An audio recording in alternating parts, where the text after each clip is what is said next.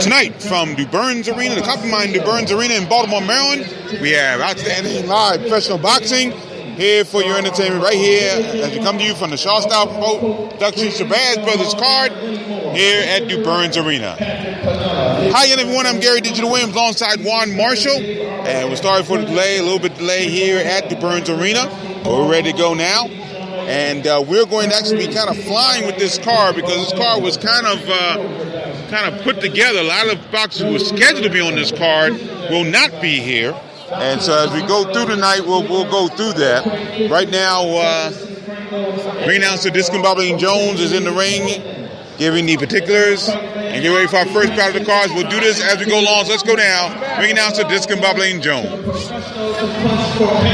Brought to you by Shabazz Brothers and Shaw Style Promotion. My wife is right. She's straight across behind that pool. She okay right there? Okay. Yeah, I'm gonna sit right here next to Warriors to the ring, please. To the blue corner, T-Rex Harris.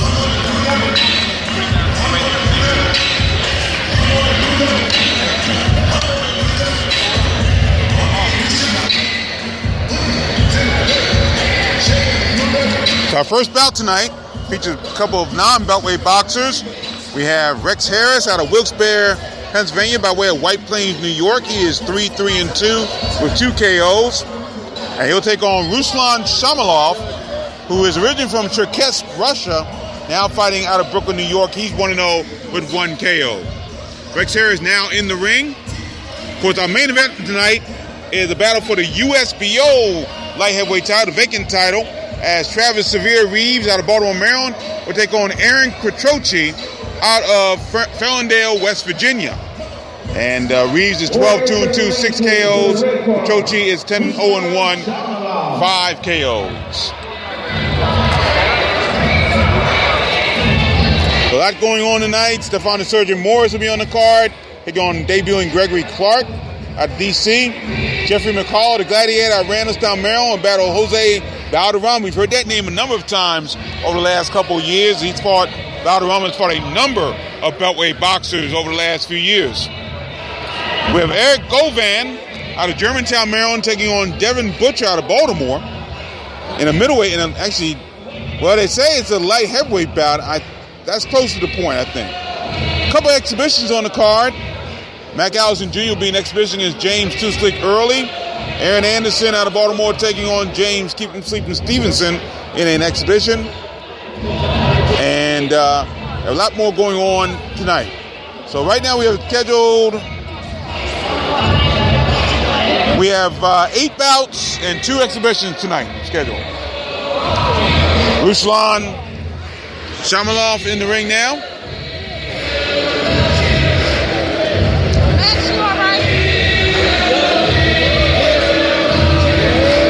As we get ready for this card to get underway here from the Coppermine DuBurns Arena in Baltimore.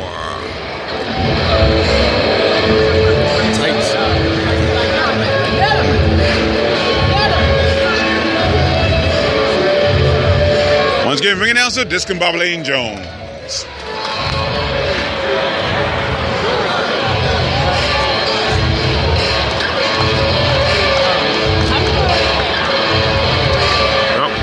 Talking to the timekeeper, Joe Gradowski.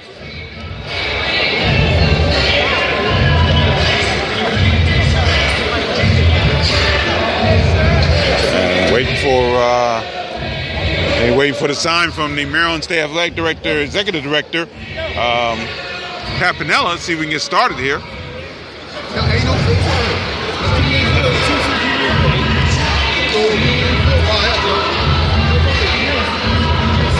Couple things going on at ringside. Don't know exactly what's going on. Here we go.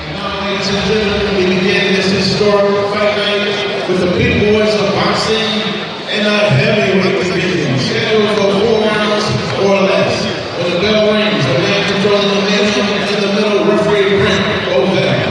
Introducing the right here, brother. First, where you are? Now the blue corner, he's wearing a solid black trunks. He weighed in a competition 198 pounds. Professor Reverend Big 50s. Two brawls with 2 KOs to his credit.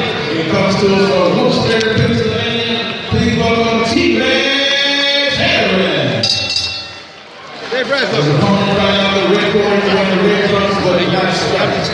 He weighed at a leading lead. Tall and talented, 232.4 pounds. He's well known in his young career that victory coming our way of knockout. He comes to us all the way from Russia with our love. Please welcome Ruslan Shamalov. I'm just gonna stand. Rick Odell with the final instructions. What is that anyway? Like tiles or something. Yeah. Ruslan Shamalov made his pro debut on October 19th in Charlotte, North Carolina. Scored a second round TKO over Skylar Marshall. And Rex Harris is 3-3-2 with 2 KOs. Alongside Juan Marshall, I'm Gary Digital Williams. Thanks for staying with us and joining us here tonight from the Burns Arena in Baltimore. And Shamalov with a couple clubbing right hands. Yeah, good body shot by Shamalov with the right hand. They tangle once again. And a couple left hands by Shamalov. Shamalov just cutting off Harris. Right over our location here. We're in the neutral corner. Off to the right side of the ring. Blue corner is in front of us, directly on the right-hand side. Red corner is off to our immediate left.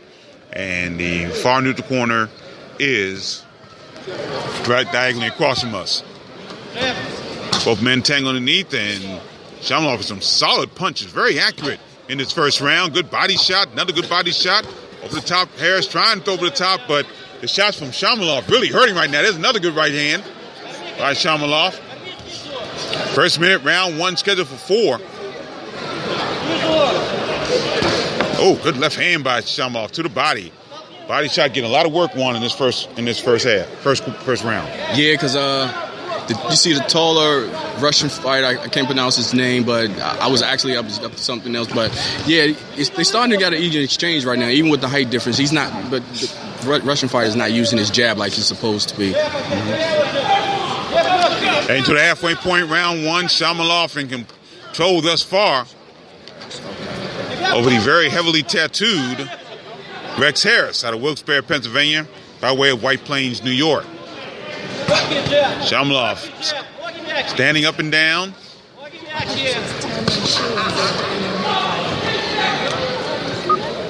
Rex Harris coming over from the world of MMA, where he's 10-2 as an MMA fighter.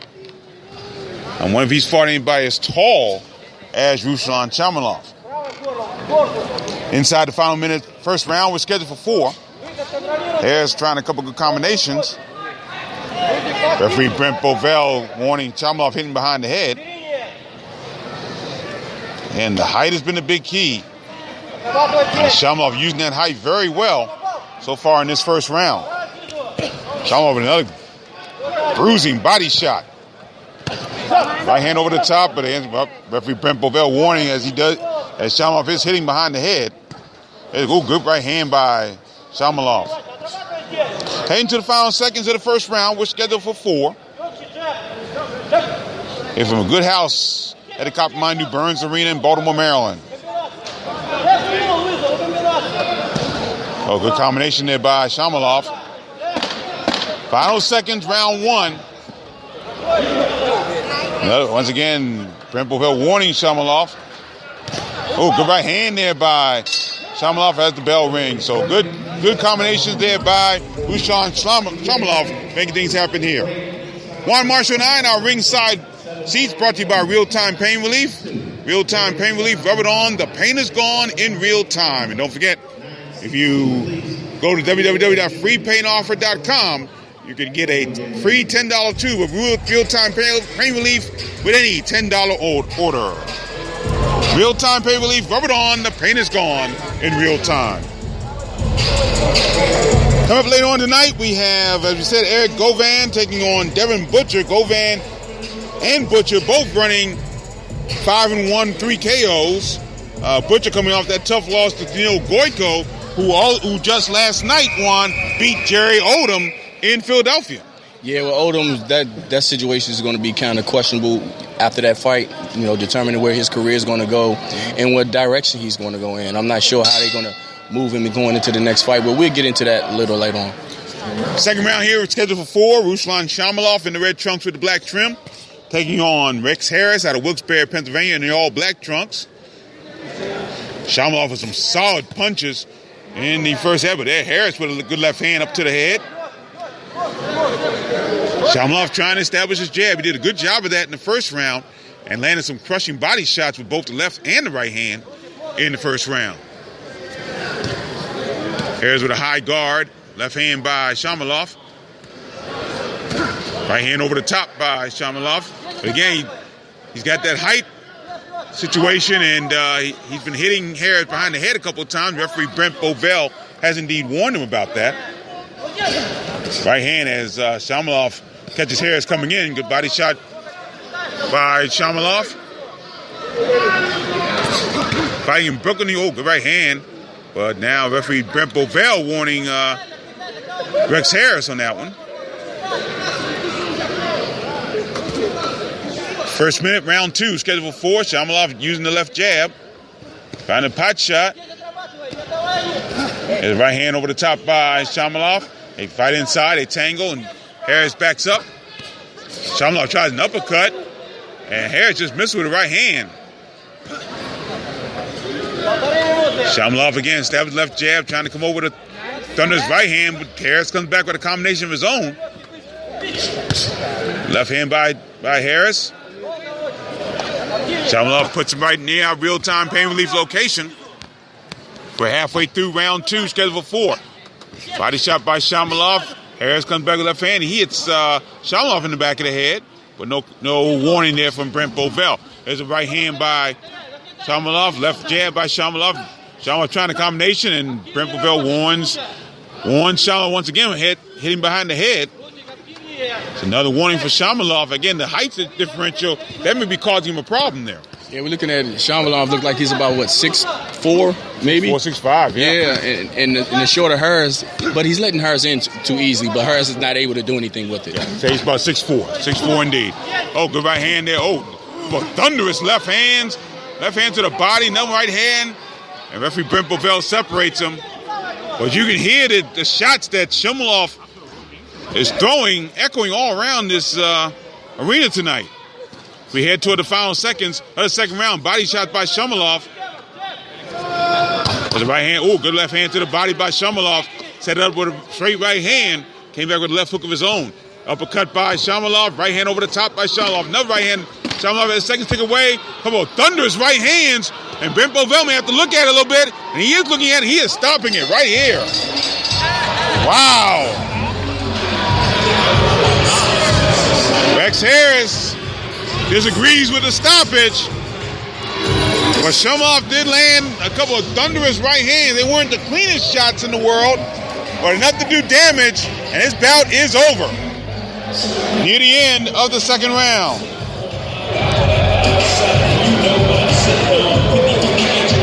So Ruslan Shamalov raised his record to 2-0, 2 KOs. Unofficially the time of the knockout 2:58 of the second round. Harris was taking some punishment, but I never saw anything that actually clearly hurt him. Right. It was some thunderous shots, but maybe it was something that Brent Bovell saw that we didn't see since he was inside the ring in order to cause that. That's one thing a referee has to look out for. Yeah, they may have sounded worse than they were. Exactly. I mean, they sounded thunderous. I mean, I hope you all heard those. They sounded like big-time shots, but truth be told, it looked like Rex Harris was trying to get away from him and didn't give Shamalov a clean shot that looked like a devastating shot. But Brent Bovell said he wasn't protecting himself, and that's why. This is Bobby Jones. Going to the record books as a TKO, 2 minutes, 58 seconds of the second round. The record now goes to 2-0 with 2 KOs from Russia. Without long, Ruslan Shamalov. A round of applause if you'd like to see a rematch. A round of applause if you'd like to see a rematch. Let's hear what T-Rex Harris has done.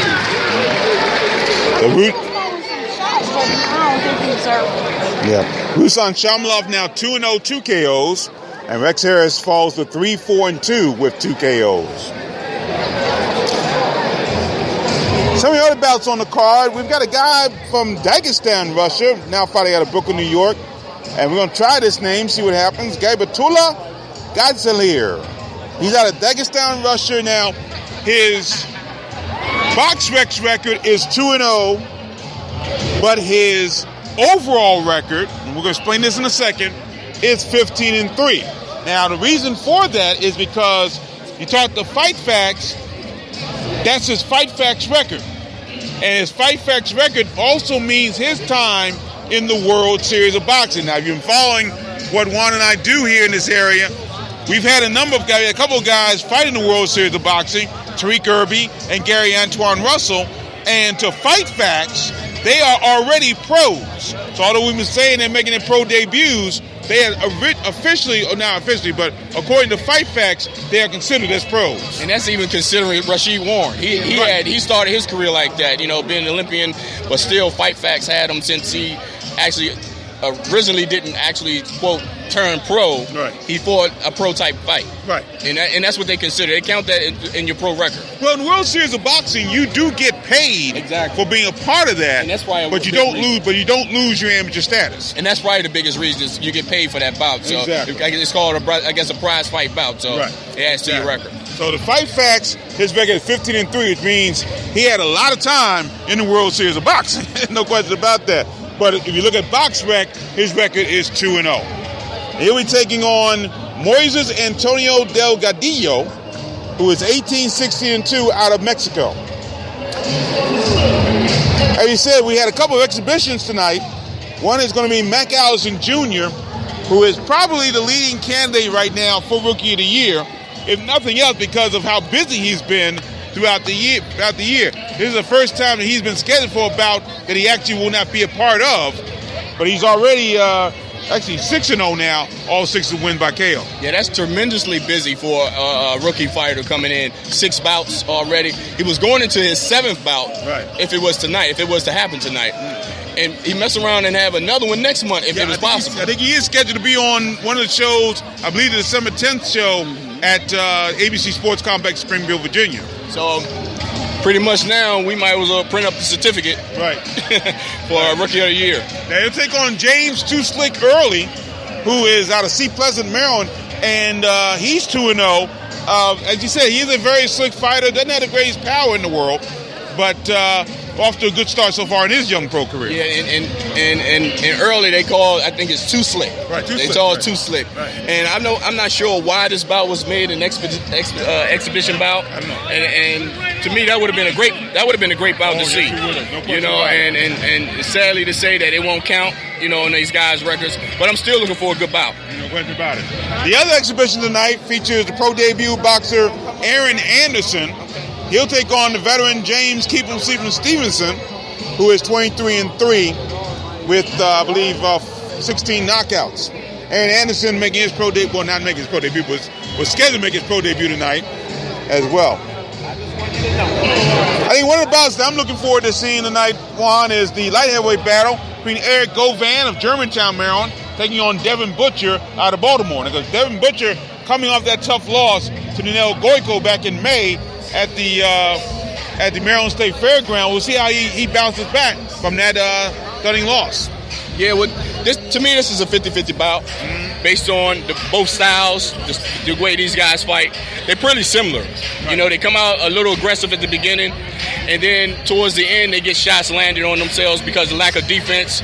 Their defense depletes going as the rounds go on. So like I said, it's going to be a 50-50 bout, going into this fight. So let's see who trained the hardest, because I'm pretty sure each other know each other's style by now. No question about it. Eric Govan, his one loss, that knockout loss to Jess Noriega we saw back in, I believe, 2014, a few years ago. Also in the card tonight, Jeffrey McCullough, the Gladiator, out of Randallstown, Maryland. Of course, he is the younger brother of Cecil McCullough, 3-0, 3 KOs. Takes on a veteran who's been around a while and have been here a number of times in the Beltway region.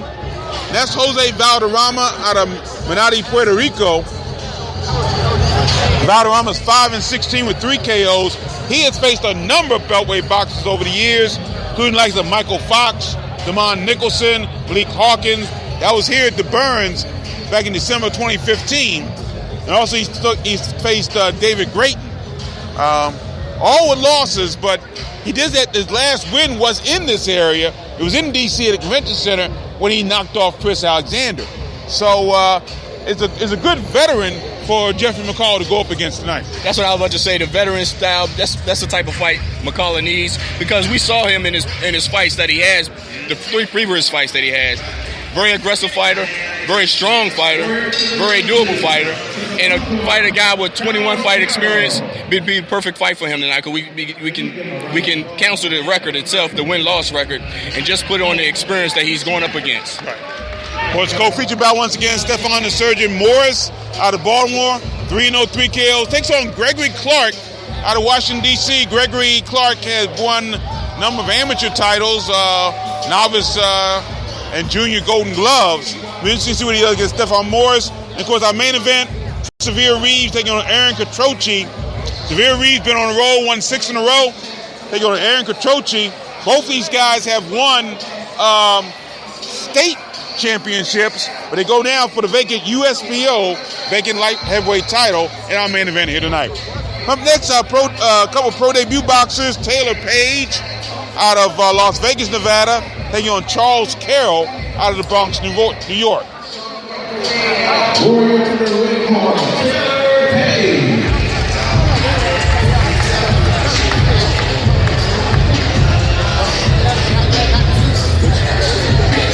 So Charles Carroll already in the ring. He'll be taking on Taylor Page.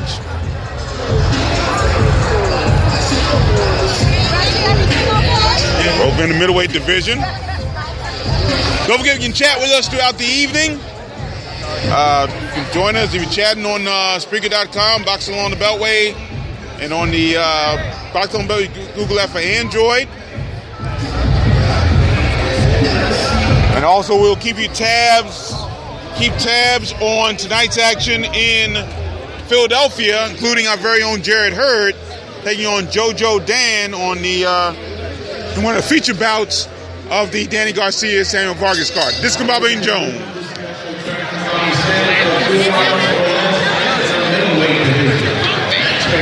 Boxing boss lady Renee Aiken. The bell rings. The referee Vinny Chevalier. Introducing the principals first. Right now, the blue corner and the white from the black print. He weighed in long and strong, 159.6 pounds.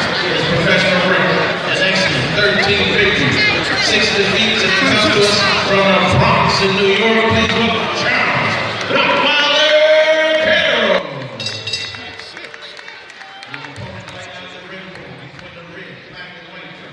He weighed in and he's ready for ring business. 154.6 pounds. He comes to us from Sin City, Las Vegas, Nevada. And right here tonight in German City, Baltimore, Maryland, please welcome Taylor Page. They're saying he's 13-6. Fox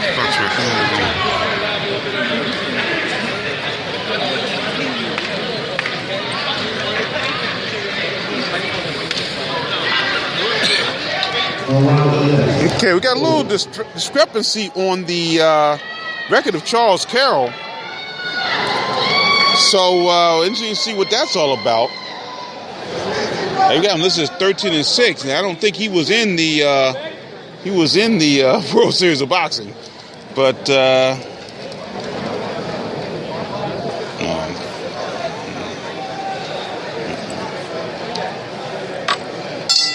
we can't find him. So I think he is making his pro debut. Here we go, round 1. We're scheduled for 4. Taylor Page out of Las Vegas taking on. Cain Chevalier has both. Cain Chevalier, Carroll threw a couple punches. And Page is landing some beautiful right hands. Carroll stumbling, and he gets out of the way. There's a right hand by Page. Right hand to the body by Page. That makes Carroll stumble a little bit. Yeah, I think this Marvin Jones may have gotten the wrong Charles Carroll, but this is pro debut. And he's taking some punishment. Charles Carroll is trying to lean in, throw right hand. Now throwing a couple left hands to the head. Page seems to weather that well, but Carroll coming strong now in the right hand. Carroll switching now southpaw. He gets hit with a couple left hand. Buell right hand to the body, right hand up top. Couple of combinations. Down goes Charles Carroll.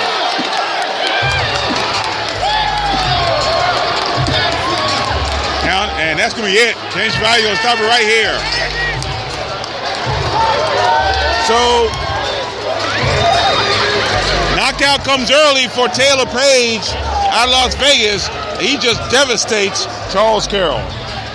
Yeah, Page looked like the more experienced fighter, even out of pro debut. So right now we don't know what Carroll's background is coming into this fight. At least it looked like he did know how to throw punches. Right. But Page was just dominating. And when he saw that he had Carroll hurt, he did not let up on him. And then he got the stoppage.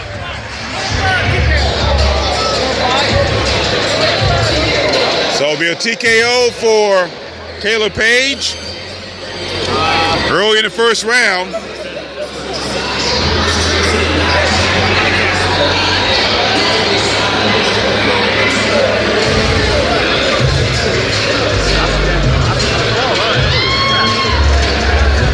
So EMT checking Charles Carroll in his corner.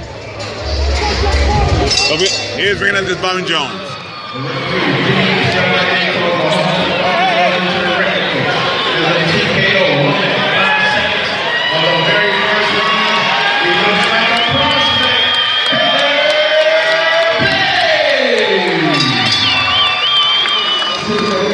Time to knock out 105 of the first round. And a solid victory early in his pro debut for Taylor Page out of Las Vegas, Nevada. I know. Still to come, Travis Severe Reeves taking on Aaron Catroci for the vacant light heavyweight title, USBL, United States Boxing Organization. That's the national arm of the International Boxing Organization, the only computerized rankings in the world today.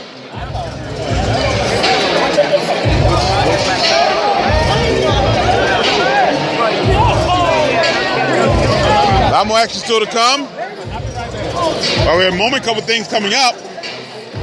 Up on Saturday, November 19th at Rosecroft Raceway in Fort Washington, Maryland. We have the Beltway Turnpike Battle featuring Pony Valley All-Star, Pony Valley Association, USA Boxing, taking on Team New Jersey. And that'll be tonight. It'll be next Saturday, November 19th at Rosecroft Raceway. For those who don't know what Rosecroft Raceway is, 6336 Rosecroft Drive in Fort Washington, Maryland. Because we were there last week for the card there, the King's Motions card. Great card there, no question about that. And we were there as well. Now, that'll be coming up once again Saturday, November 19th at Rosecroft Raceway, the Beltway Turnpike Amateur Battle. Now, last night, Juan, you were at the event. I could not make it, unfortunately. We had a number of boxers, number of boxing personalities go into the DC Boxing Hall of Fame. Some great names here, especially in the contributors section. I know every one of those guys, and it was great to see them all go in there. Of course, Pretzel Boxer, someone we both know well, but you know very well, because by marriage, he's related to you. Is that correct? Yeah. That's, of course, the 1988 Olympic gold medalist, boxing Andrew Maynard. Yeah, my wife, I married into the family, fortunately. Right. With my wife's cousin, Andrew. He was there being honored. Of course, he was honored, I think, a few years ago with the PVA honored him, and being part of the amateur boxing because of his background and him being an Olympic boxer. And last night he was honored, which one of the highest honors in the D.C. area, the Washington D.C. Boxing Hall of Fame. And it was a wonderful night. I'm glad I was being a part of it. I plan on being in a future part of that. Try not to miss any of those. The 32nd annual, the ceremony they had. Like I said, it was some great honorees and guys that put in a lot of work in this area, like Tom Laverle, writer, and it covers a lot of things, especially with the boxing. Last night he mentioned that he loves covering boxing because boxers tell the truth, he said, and that's why he said he enjoys it so much and he can continue enjoying it. Mm-hmm. Yeah, also nominated in the pro category, James Baker, really tough boxer of the 90s in the Beltway, and also Percy No Mercy Harris, who had the distinction of fighting in his very short career. He fought both Roy Jones Jr. and Bernard Hopkins. Also got a win over Thomas Tate. On the amateur side, Sean Johnson and Alfonso Hatcher, both great amateurs, and of course Alfonso Hatcher, one of the great coaches in the area. Outstanding contributors, Juan mentioned Tom Lavero of the Washington Times, a big supporter of what we do here with our own work. Barry Hunter, the longtime leader of the Headbangers. Glenn Harris, the legendary Washington, D.C. area sportscaster. And, of course, from the D.C. Boxing Rescue Commission, two guys no longer with us, unfortunately. The chair of the commission for a number of years, Dr. Arnold McKnight. And, of course, the deputy commissioner for a number of years, Alfred Grant. And, of course, the Outstanding Boxer Award, the James Backwoods Award, went to Lamont Roach Jr. So, great night, no question about it. Tremendous people in that situation. So, we thank him for that. Reminder. All right. How y'all doing? Let's see, James. You still doing the exhibition tonight? Still doing the exhibition tonight? Nah, I just got off work. Oh, wow. Okay. All right. Thank you. Okay. My next bout's in the ring. Reminder. And don't forget, reminder, coming up tonight, later on tonight, Jared Hurd taking on JoJo Dan on Spike TV. So you can have the radio, your computer listening to us and watching that card as well, watching that bout as well. Hope to give you details on that as soon as we possibly can. And please, I'm asking everyone, please do not send me any text messages, tweets. We gotta announce it anyway, so. Tweets. Well, I'm gonna close my ears on this one. I'm gonna go home and I'm gonna watch it. Okay. No, we wouldn't be doing our job. We didn't report it. Hit this Marvin Jones, our next bout.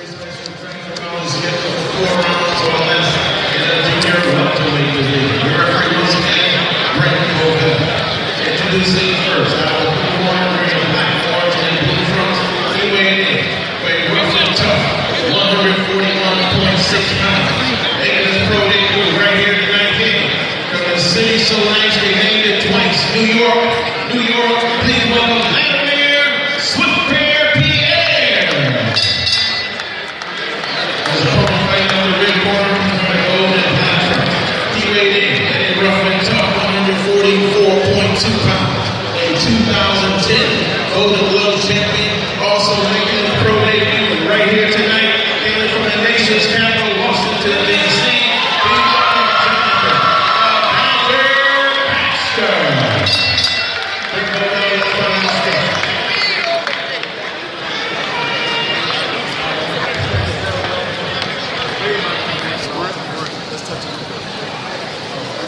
Well, our first Beltway boxers in the ring tonight, and that's Jonathan Baxter out of D.C. 2010, I believe he was a novice Golden Gloves champion, taking on Vladimir Pierre, or it could be Valdemir, kind of spelling there, out of New York City. Here we go. Round one was scheduled for 4. Gary Digital Williams alongside Juan Marshall here in our real-time ringside seats. Bringing you the action here on the Boxing on the Beltway Google app for Android. Welcome our listeners on the iOS channels on both Boxing on Beltway and iHeartRadio.com. Here's Jonathan Baxter trying to catch the swift Vladimir Pierre, who is moving back and forth, left to right around the outside. And Baxter trying to cut him off. Now throws the left jab. There's a left hand by Pierre. Baxter trying to land his left jab. Left hand over the top by Pierre. Right hand down the middle by Baxter. There's a couple left jabs there by Pierre. And the left hand. First minute, round one, we're scheduled for 4.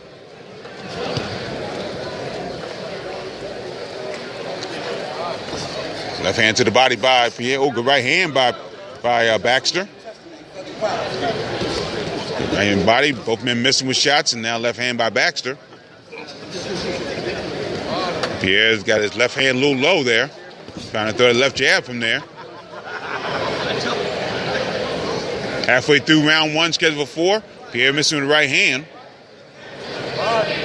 Left hand by Baxter. Baxter with another left hand. Left hand missing. Right hand by Baxter.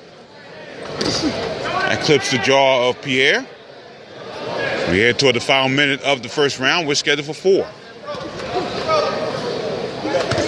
Left hand missing by Pierre. Left hand missing by Baxter as well. Baxter squares up. I should say Pierre squares up. Baxter tried to throw right hand. Left hand missing. There's a right hand by Pierre. Left hand by Baxter. Excuse me. Left hand by Baxter now. Right hand over the top by Baxter. We head toward the final. There's left hand by Baxter. Baxter starting to walk Pierre down. As we get close to the final seconds of the first round. Another good left hand by Baxter. Baxter now putting on the power. Left hand to the body. Left hand top. And referee Brent Bovell says Baxter keep his hands up a little bit. But Baxter starting to put some pressure on Vladimir Pierre in the waning moments of this first round.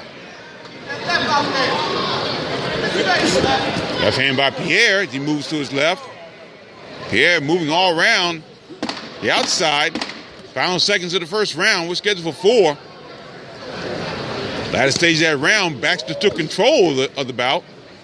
And we'll see what happens when we go to round 2. But once Baxter found his range, he was able to take control. Second half of the bout, the second half of the round, Baxter turned it up a little bit. Earlier part looked like he was trying to land the jab, but Pierre was actually countering off of that.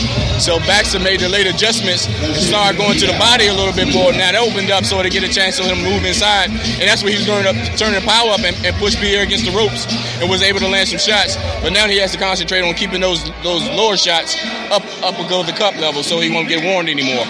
Well, as long as Pierre squares up in front of him, it's going to be target practice for Jonathan Baxter. Definitely target practice. So he has to learn how to move around a little bit instead of going straight back. That's what caused Baxter to be able to move in on him. And he was moving straight back, and he had an opportunity for Baxter to land some of those heavy shots on him. Yeah, he's moving from side to side, but not doing any damage when he moves side to side. So get ready for round 2. We're scheduled for 4. Jonathan Baxter in the nice gold and black trunks. Got a little sun on the right-hand side of his trunks. And Vladimir Pierre is in the black trunks with the orange and blue stripes on the sides of the trunks. Baxter once again moving to the outside. Pierre trying to move from the outside. Baxter trying to land his jab. Left jab by Pierre. Tries the right hand, misses. Good block by Baxter. Both men exchanging left jab and they miss. Pierre trying to double up his left hand. Baxter trying to stab his jab. Got a good left hand in there. That made Pierre stumble a little bit. Pierre calls Baxter in. Now moves to his right, toward his own corner, directly opposite our location. Pierre with a left hand around the corner there. Pierre, Baxter fakes to the right hand, doesn't throw it. First minute, round 2, scheduled for 4. Left jab missing by Baxter. Right hand going to the body goes Baxter. Baxter slips, trying to throw a left jab, but gets out of danger there. Right hand by Pierre. And I think Baxter got caught a little bit, but he seems to be okay. But he got caught with that right hand one. Yeah, it shook him because his eyes were open wide up when that punch landed. So he's aware of what Pierre is able to do now. And also I noticed Pierre is starting to get his timing down on Baxter's punches.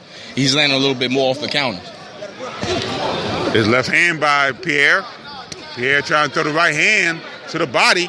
Baxter comes back with a left hand of his own. We're past the halfway point of round 2, scheduled for 4. Both hands down now for Pierre. Now he tries to get him up. He's trying to run and catch Baxter's shots as he throws. Now he throws the left hand. Doesn't get his feet set, but he's moving back and forth around to the left now. As Baxter, they tangle. Referee Ben Bovell lets them tangle break their way out. They do so. And Baxter throws the right hand. I should say Pierre throws the right hand. He's slapping all day. There's left hand by Pierre. Pierre throws the right hand over the top. Baxter claims a shot behind the head. Pierre now with his hands down, off to his right. Left hand to the head, right hand to the body by Pierre. taking a little break off. He's taking a little break off Pierre. Now I can see that he's not throwing punches, just moving around a little bit more, gather himself up before he starts engaging again. Final seconds. Second round. A better round for Vladimir Pierre. She tried to throw some shots, but Baxter now hitting shots as the round ends. Even after taking those last few seconds off the last round, I think round 2 he'd be able to come back and bounce back. So I think it's one round apiece for these guys. Baxter winning the first one, Pierre winning the second one, because Pierre came out, was able to establish himself a little better in the second round. And he also had his timing down with Baxter a little bit more. And he was able to counter punch, and also he was able to beat Baxter to the punch even faster.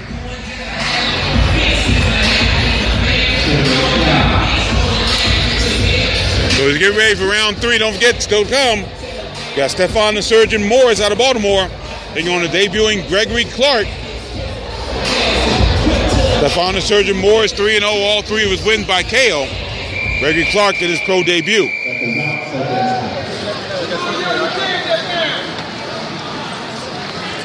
Get ready now for round 3.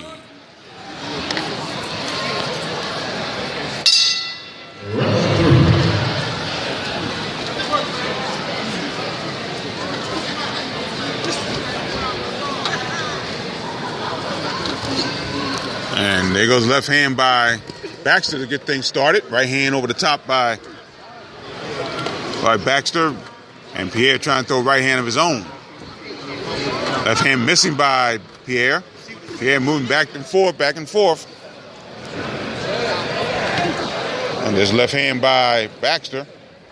Another good left hand by Baxter. And Pierre with his hands down, but able to land shots to the body. Landed right and left hand to the body there. Good left jab by Baxter there. Good left to the body, but he threw a nice left jab to the face of Vladimir Pierre.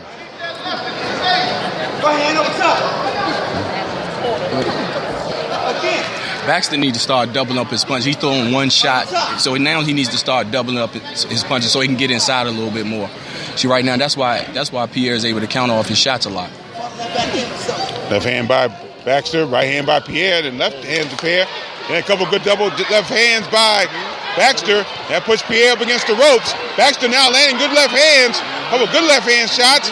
Missing with the right hand. He's got Baxter against Pierre against the ropes. Pierre comes forward, and Baxter trying to knock him off. But a good exchange there by Jonathan Baxter. We head to the halfway point of round 3, scheduled for 4. But exactly what he said, Juan. He doubled that left hand, and that landed some good shots there. And that's exactly what he needed to do. Now he just stole this round from Pierre. Now he needs to close it out to solidify the round for the judges. Final minute, third round, scheduled for 4. Pierre missed with the right hand and throws the left hand. He kind of fainted with that right hand, then threw the left hand. There it is. Pierre throwing the left hand up top. Stop walking down there. Touch their body. Good. Left hook by Pierre. Right hand by Pierre. That straight right hand was there, and he definitely hit the mark with that one. Left hand to the body by Pierre. Left hand to the head by Pierre. Baxter trying to look for a shot, but he's hitting hit along the way. Right hand to the body by Pierre. Left hand up top by Baxter. Baxter was high guard trying to go inside. We approach the final seconds of the third round. We're scheduled for 4. Right hand over the top by Baxter. That kind of made Pierre kind of double over a little bit, but he seems to be okay now. There's right hand over the top by Baxter. Pierre landing left hand inside. Final seconds, third round. And Pierre trying to finish with a combination. Right hand by Baxter in return as the round comes to a close. Well, Baxter did much better in that third round, but Pierre got his own shots in too. Now all Baxter has to do, and his trainer needs you to notice, that Pierre's starting to throw a lot of looping shots. And what happens when you throw a lot of looping shots, Baxter's going to have to beat him to the punch and throw straighter shots and step into those punches. That way he can beat Pierre, stop Pierre from coming around, looping those shots, and be able to land the harder shots, getting inside of Pierre. That way he can cause Pierre to smother those punches, and Pierre won't be able to land those looping shots on him from the start. So it's up to his trainer now to let him know that's what's going on, so he can make those adjustments inside the ring.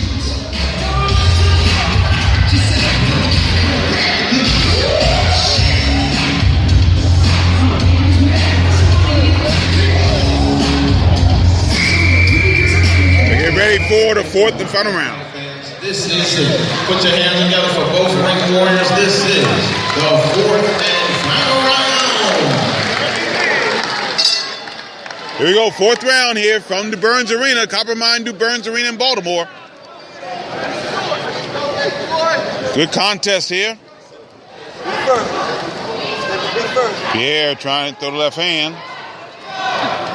Couple left jabs, both been kind of playing a little bit of those. Good left hand by Pierre.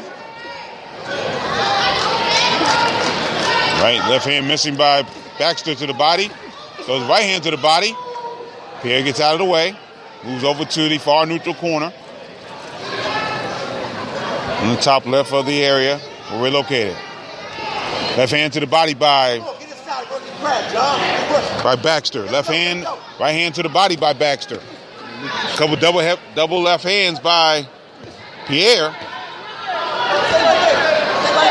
Pierre catches Baxter coming in with a left hand. First minute, final round. Left hand to the body by Baxter. Referee Brent Bovell warning Baxter to keep his punches up. Right hand to the body by Pierre. Baxter with a high guard. That guard is allowing Pierre to land shots on his own. Right hand to the head by Baxter. Straight right hand. Jonathan Baxter, unfortunately, has not been active in this fourth and final round. And that may hurt him down the point. Right hand to the body up top. There's a couple left hands by Baxter. He catches a right hand in return from Pierre. Into the final minute of the final round.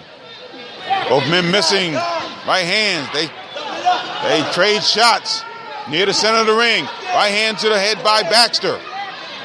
Double left hand by Pierre, both missing. Pierre now gets pushed into the corner by Baxter. Off the ropes, I should say, by Baxter. Pierre landing some shots to the body. Baxter up top. They're in tight quarters now. And Baxter landed a right hand that made Pierre double back. But Pierre comes back with a couple double right hands. Now Baxter trying to walk Pierre down into the Baxter corner off to our left. Right hand to the head by Vladimir Pierre. We head toward the final moments of the fourth and final round. A couple of good right hands by Pierre. He landed a good right hand over the top to follow that up. Landed an uppercut and a couple right hooks. Oh, good combination there by Pierre, landing with a left hand. So Baxter may be a little bit tired in this fourth and final round, and Pierre's taking advantage of that.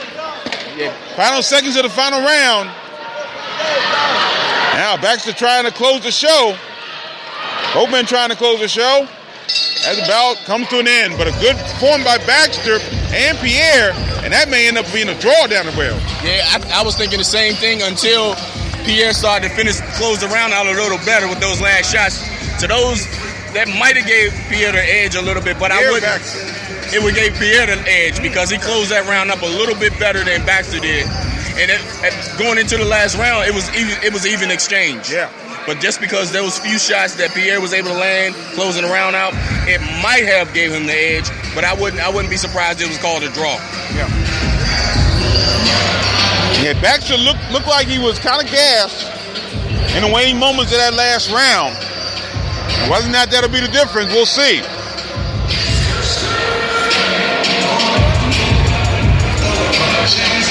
Once again, don't forget you can chat with us throughout the evening. Right here on the Boxing on Beltway Google app for Android.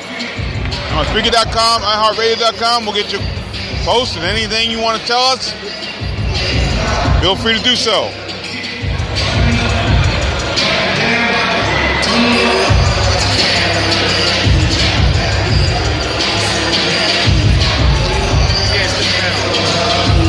We wait the official word from ring announcer Discombobble and Jones.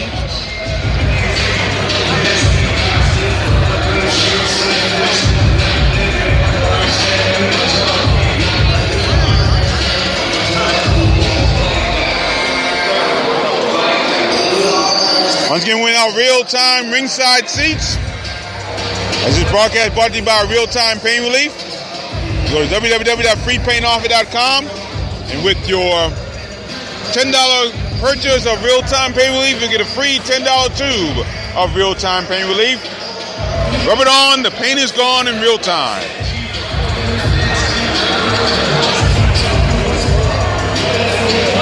Discombobulating Jones has the card. He'll give us the official decision of the judges momentarily.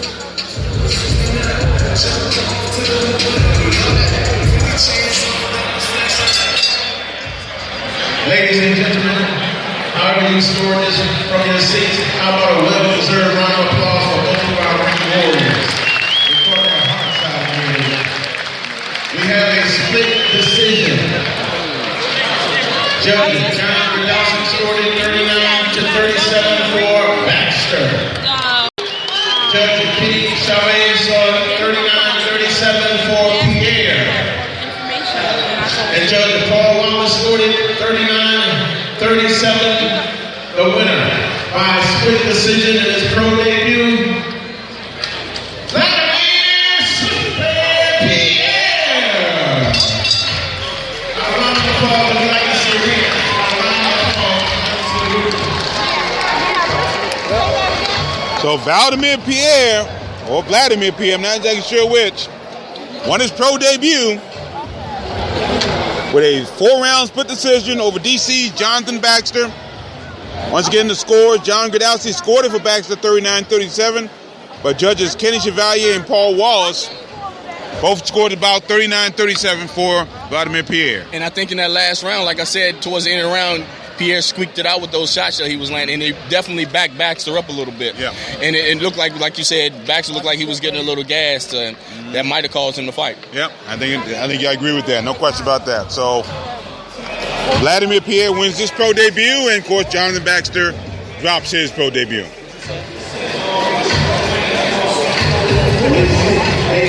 Now we're being told that one of the exhibition bouts will not take place tonight, at least not in the way we see it. Let's put it that way.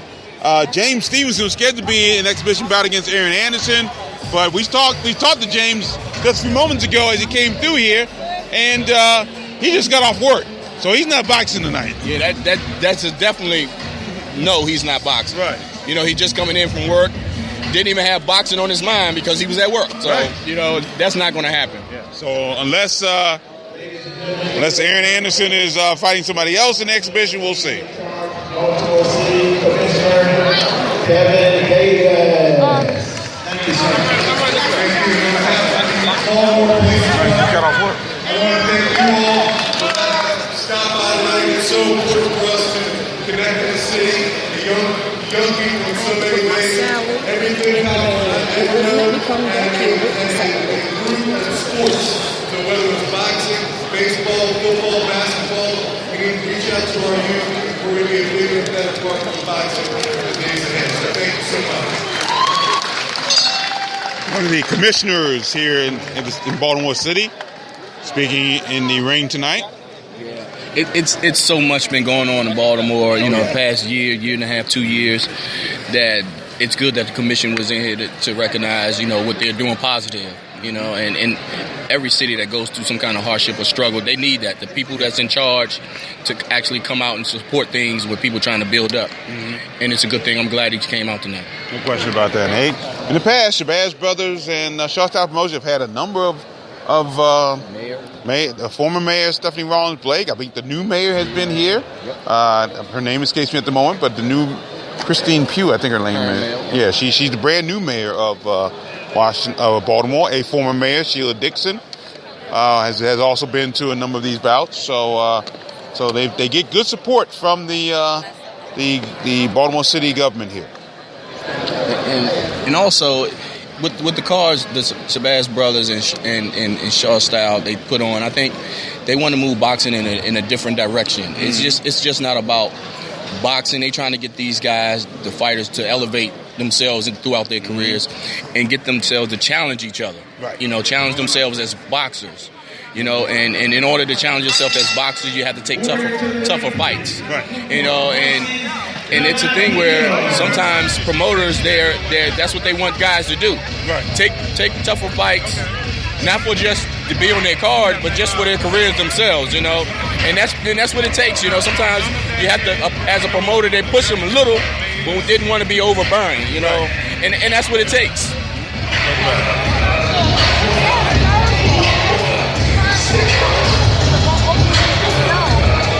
I'll talk to the Bears now. How you gonna announce that second guy next? We just called him. Gary Batula. Just G. Gary Batula Gazalier. Gary Batula Gazalier. Gabatula. That's what he said last night. Gazalier? Gazalier. Gazalier. That makes sense. Gazalev. Gazalier. Almost as Gazalev. Yeah. We're all trying to figure out how to. Let's see. Gabatula Gazalier. That's close enough. Gabatula Gazalier. He's originally from Tver, Russia, now fighting out of Brooklyn, New York. And he was the guy we were talking about earlier, who is 2-0 according to BoxRec, but according to Fight Facts, he's 15-3 because of his time in the World Series of Boxing.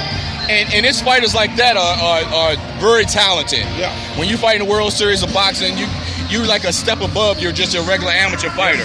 You know, and basically you coming in, like you say, it on record, it looks like a pro debut fight, you know, with 2-0.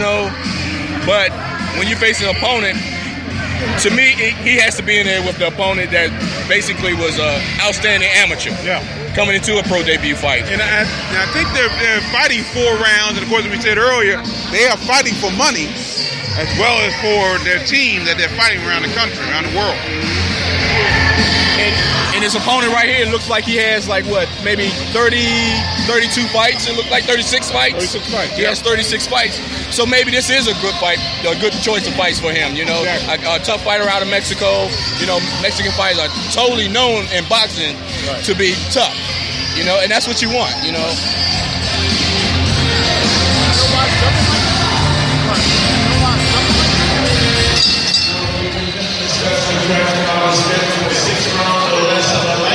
The referee, Mr. Dave Bransman. Introducing the principals first. Right now in the blue corner is wearing black and gold trunks. He weighed in at a weight grade 134.8 pounds. He's not new to this. He's true to this. A veteran of 36 rounds. All the way from Mexico, leading up the voices. Antonio Delgadillo. There's a opponent right now in the ring board. He weighed in at a rougher ready 133.8 pounds. His professional record 15 victories, only 3 defeats, 12 big nails to his credit, and once again all the way from Russia, without lovely welcome, Gabatula Gazalier. Dave Bransman with the final instruction.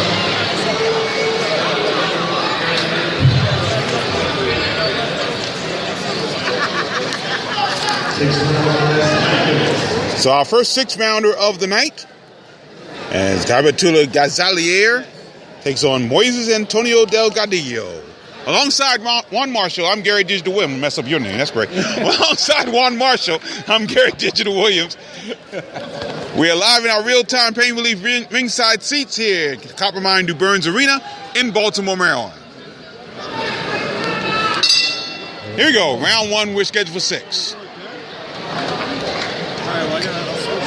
Gazalier throws the right hand early. There's left hand by Delgadillo. Right hand over the top. Good combination there by Gazalier. Left hand to the body. Left hand by Delgadillo in kind. Right hand missing by Delgadillo. Right hand over the top by Gazalier.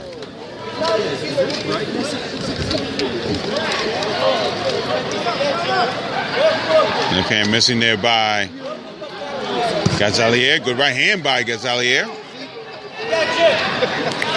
We may just make it easy on ourselves and just call him Double G. Double G, yeah, exactly. Yeah. So Right. let the people know we're going to call him Double G. Yeah. His left hand by Double G as he goes to the left hand. Left hand by Delgadillo. Right hand over the top by Double G.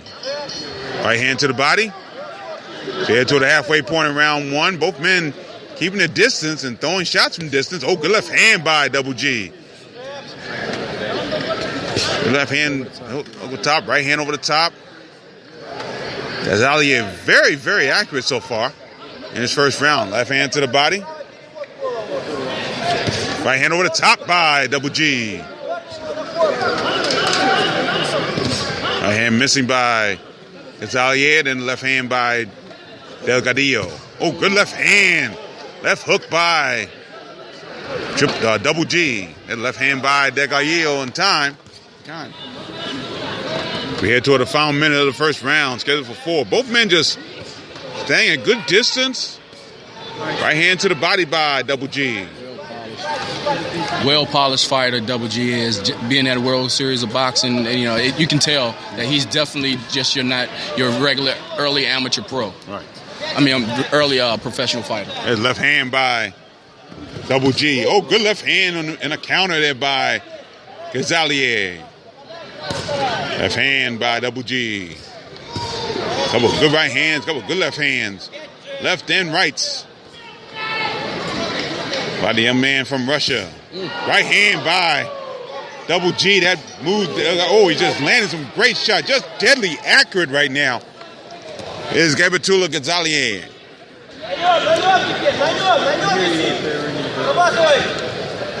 Oh, left hand to the body. Final seconds, first round. And again, Delgadillo really tough so far, but he is taking some really brutal shots to the head and the body by Double G. Yeah, Double G.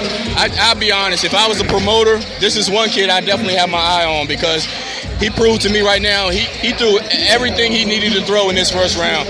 Body shots, head shots, looping around the gloves, body. He's going to the body. His footwork is excellent. His timing is excellent. He's countering basically everything Delgadillo is throwing. For early stages of his career as a professional, he's well-rounded. I have to say that much. And me as a promoter, if I was a promoter, I definitely have my eye on this kid, and I will push him a little harder just because based on what I'm seeing out of this fight right now. Now you wonder, his 3 losses, my assumption is that they all came in the World Series of Boxing. So he's facing guys that are at his level on the amateur stage. And he's still learning the craft at that time. Yeah, those losses, top level amateurs, I'm pretty sure, being in World Series of Boxing. So I'm considering what kind of fighters were they? Right. The ones that beat him, looking at what I'm seeing today. Exactly. Or tonight, right? And he may not be fighting guys at the pro level who are as good as the boxers he fought in the World Series of Boxing. Exactly. Mm-hmm. Here we go, round 2. We're scheduled for 6. Very good first round for Gabatula Gonzalez. And Delgadillo complained of a shot to the head. They brought their tap gloves. Once again, Double G goes to work, missed with a left uppercut. Left hand by Gabatula. And you can see his experience because he's slipping and landing punches at the same time. You don't see that a lot in early stage professional fighters. See, he's able to throw. Watch it when he throws. Look at it. He's countering. He's countering from inside. The earlier part that Delgadillo is throwing, he's trying to throw over the top, but he's even Triple G's even countering to the body while slipping those punches that Delgadillo is throwing. Gabatula Double G Gonzalez, that's our nickname, not his. At least not right now, anyway. He wants, he can take it. But first minute, round 2. Once again, Double G trying to land combinations, doing some great job slipping and punching, as Juan said. Nice tight guard. Good right hand. Oh, good right hand by Double G. Left hand by Delgadillo. Left hand missing by Delgadillo. Halfway through round 2, scheduled for 6. Piston left jab by Double G. He goes to the body right hand. Delgadillo try to throw left hand up top. I said, good left hand, kind of low there by Double G. Right hand over the top by Double G. Getting around that guard of Delgadillo, who's showing some very good toughness there as he's taking some shots with the right hands. We approach the final minute of the second round. Right-left combination by Double G. Another right-left combination misses, and Delgadillo goes down. But referee Dave Brazlow calls no knockdown. Oh, right hand landed by Double G. Double G just landing. Beautiful shot. Oh, good left hand by Double G.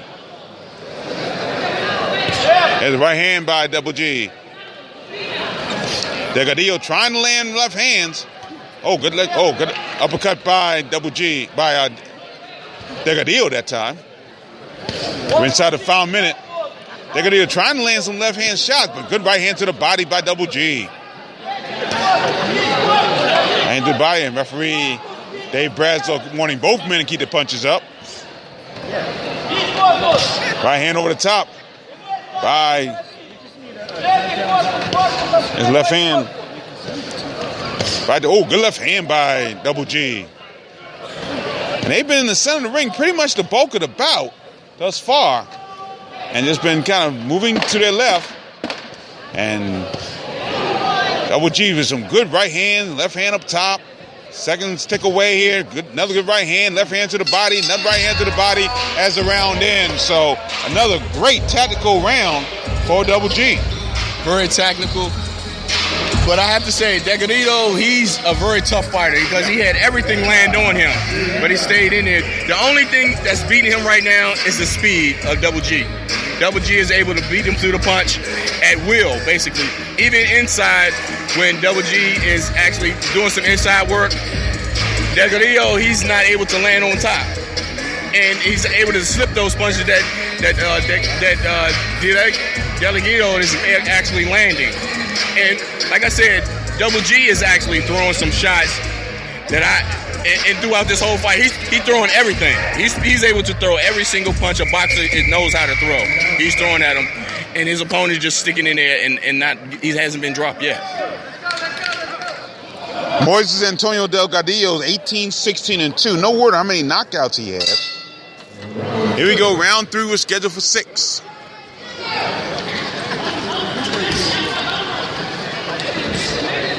Gabatula Gazalier, 15-3. That includes his World Series of Boxing records with 12 knockouts. 2-0 according to BoxFact. This is a good right hand. Left hand by Double G. Right hand to the body by Double G. Tries to throw left hand, misses that one. Delgadillo trying to throw shot. Oh, good left hand to the body by Double G. Another left hand by right on the belt line, right above the belt line, left hand up top by Double G. Right hand to the body by Double G. Another right hand up top by Double G. And yeah, he's just moving to his left, and every time Delgadillo tries to throw a shot, he comes back with some good shots of his own. A couple of good shots inside by both men that time. Double G landed the left hand, and then Delgadillo came back with the left hand of his own. Left hand by Double G, and Delgadillo threw a left hand to the body. Good combination by Delgadillo, but he gets met with a combination up top by Double G. Double left hand by Double G to the face of Delgado. Heading to the halfway point of round number 3, scheduled for 6. Good combination by Double G. Right hand over the top by Double G.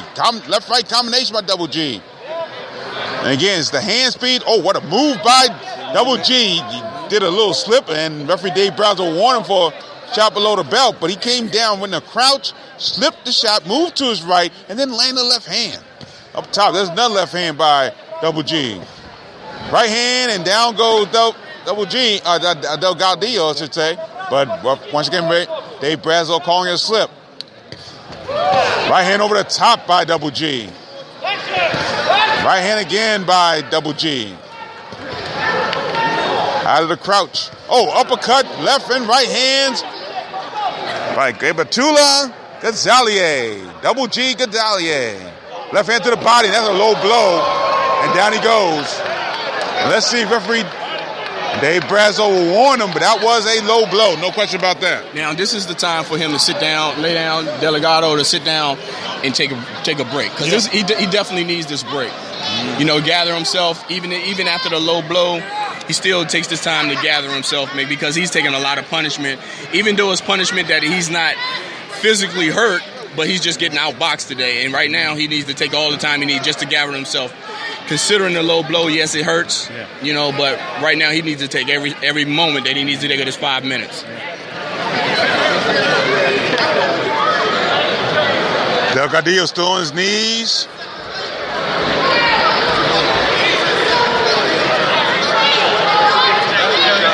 He's still hurting down there. Moves over, down on his knees, head down on the canvas. And Dave Brazzo once again warning Double G to keep his punches up. Delgadillo is on his feet. Now he's holding on to the ropes in the far neutral corner in squatting position. And I'll say Dave Brazzo is actually doing a good job of not pressing the fighter to ask him, is he ready to go? He's allowing him to get himself together first. To gather, like now, he's gathering himself, wiping his glove off so they can get ready to go again. One more warning to Double G, and the round continues. The right hand, good couple left hands by Double G. Delgadillo trying to throw left hand, right hand over the top by Double G.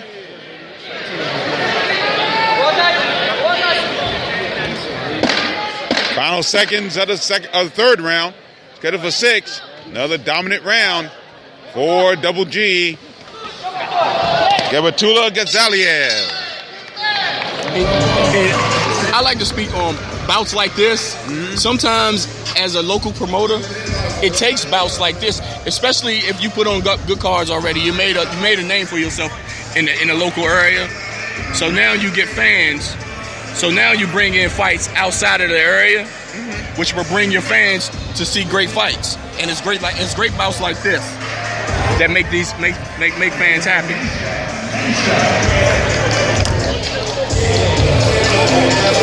We head to the fourth round. Gabatula Gazaliev.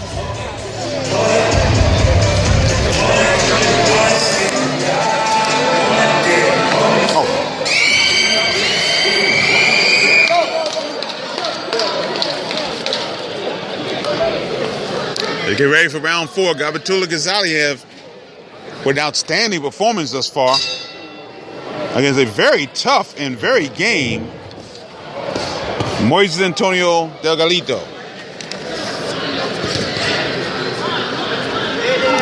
Right hand to the body by Delgadillo. Good left hand again to the body. Oh, Dave Brazzo he's going to take a point away for a low blow. He has warned him numerous times, but Gazaliev gets 1 point taken away.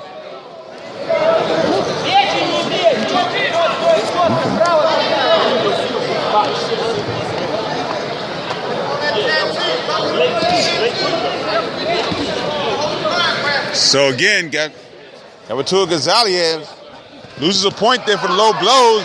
Delgadillo trying to throw that right hand. Good combination there by Gazaliev. Left hand over the top by Gazaliev. And good combination there by Gazaliev. Good combinations there by Gazaliev. Just piston left and right hands. Good right hand by Delgadillo in return.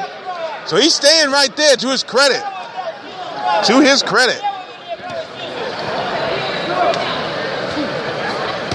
Good right hand. Left hand over the top by Gazaliev. There's a right hand by Gazaliev. He moved to his right, now back to his left. We're inside heading to the final minute of the fourth round, scheduled for 6. Left hand by Gazaliev. Right hand missing. His left hand by Gazaliev. Good right hand. And we're just saying because the accuracy that Double G has shown in this bout. And hard shots, and What is keeping Delgadillo up? Left hand by Delgadillo. Delgadillo, excuse me, Delgadillo. Oh, left hand by Double G. Right into the final moment.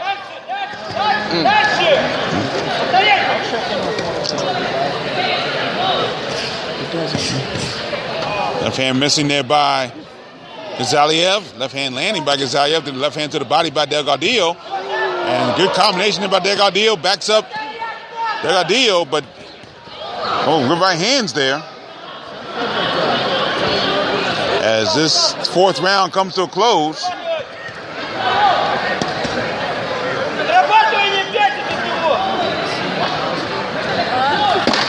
Final seconds. And once again, Delgadillo doing very tough. He's starting to throw a little bit low himself. But he's landing some shots, but not enough to keep him out of the way. Well, one of the losses we found out that Gazaliev has had took place in February of 2015. He lost to our very own Tariq Irby. So lost a 3-0 decision. I believe that was in the World Series of Boxing. That was one of the losses that Gazaliev has. Yeah, this guy's so good. I had to spend most of the time looking him up while you were doing the commentary, and this kid looks that good. Yeah. You know, from the time he lost to Tariq Irby, I'm looking at see what progression he has made since then. I didn't see him fight that particular time, but based on what I see now, Tariq Irby did a great job. Yeah, had to. Now, Gazaliev fought for Azerbaijan in the World Series of Boxing. Heading down to round 5, scheduled for 6. At one point, he had a 4-1 record in the World Series of Boxing. And again, each country has their own team as such. The USA team was called the USA Knockouts, and both Tariq Irby at one time, along with Gary Antoine Russell, Gary Antoine Russell all fought for the USA Knockouts at one time.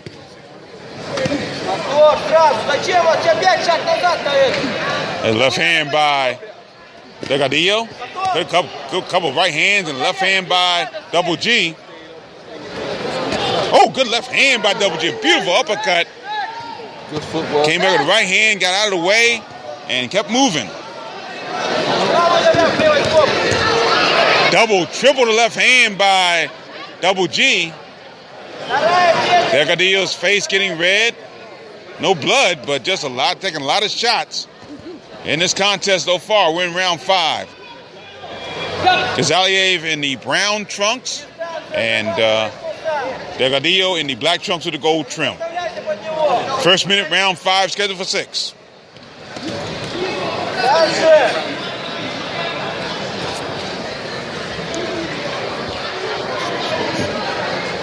And left hand missing there by Delgadillo.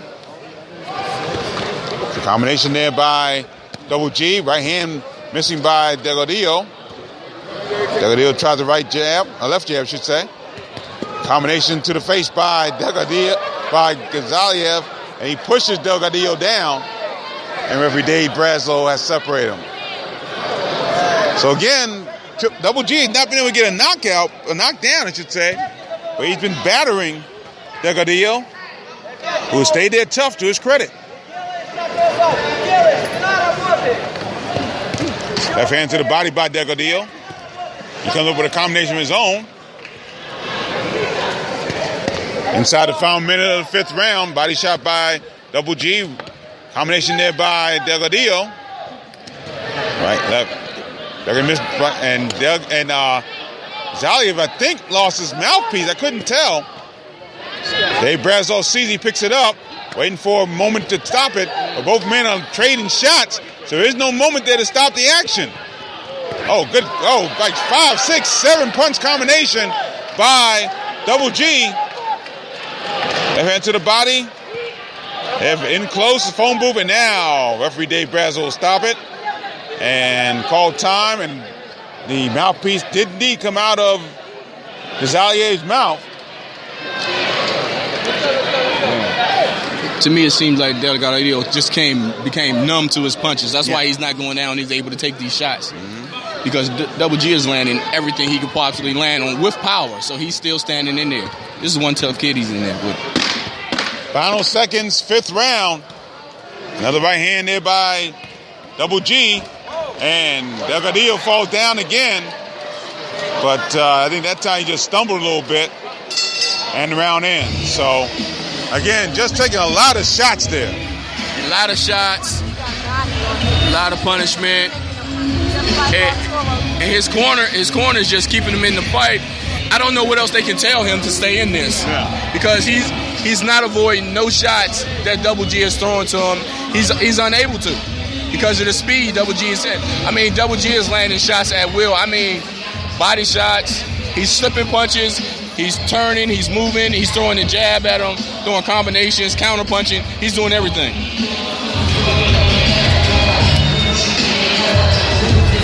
We're getting ready for the 6th and final round.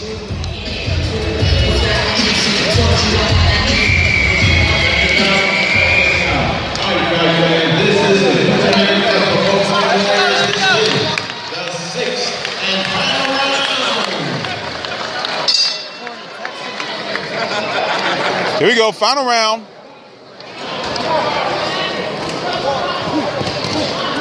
And this battle has been primarily in ring center. Men just trading shots. Oh, good look. Right hand by Gazaliev. Right hand to the body by Delgadillo. They trade combinations up top. And it's been a phone booth at times, but most of the time they've had their distance.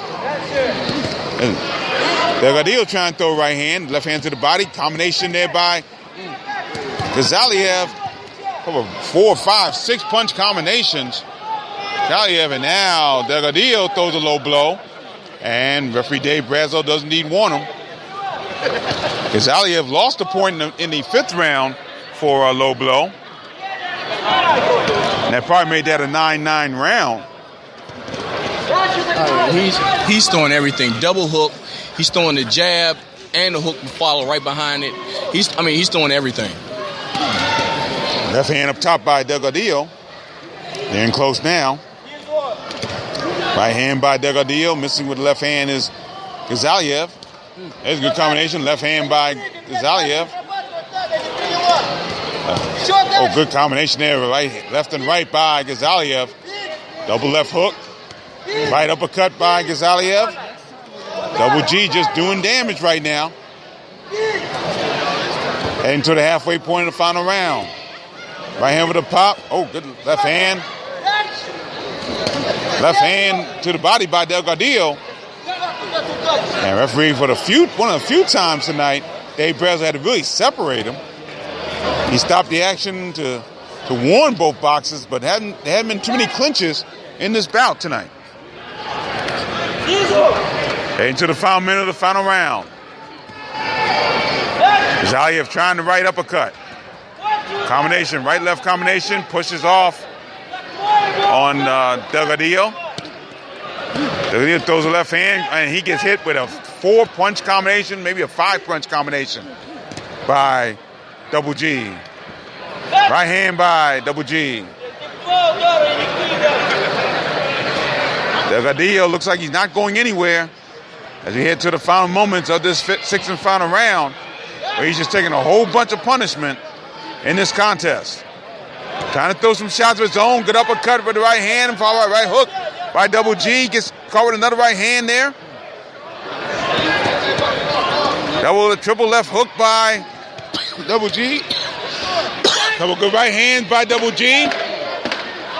Final seconds, final round. Down goes Delgadillo. Once again, a slip.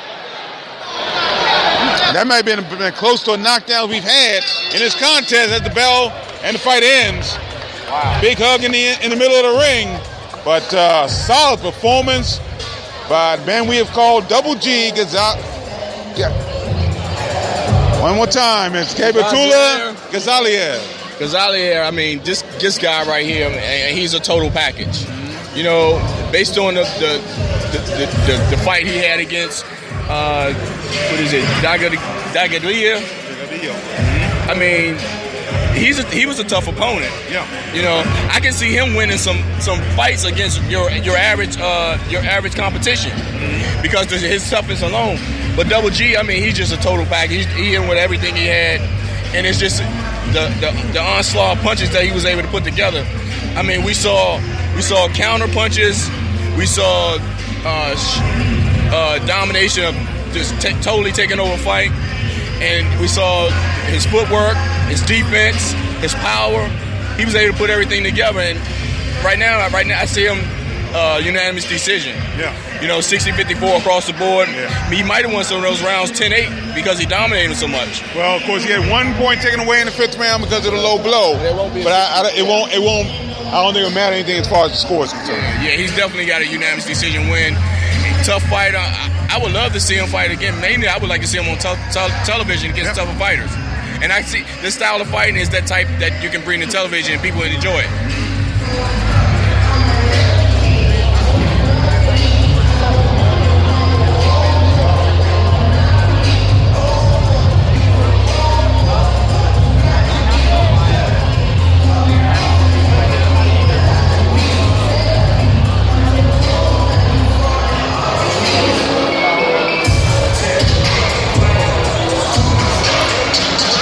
Thanks for joining us for live coverage of the Shawstyle Promotions card here from the Coppermine Du Burns Arena in Baltimore, Maryland. Alongside Juan Marshall, I'm Gary Digital Williams here in our real-time Pain Relief ringside seats. Bringing the action to the Shawstyle Promotions Shabazz Brothers card.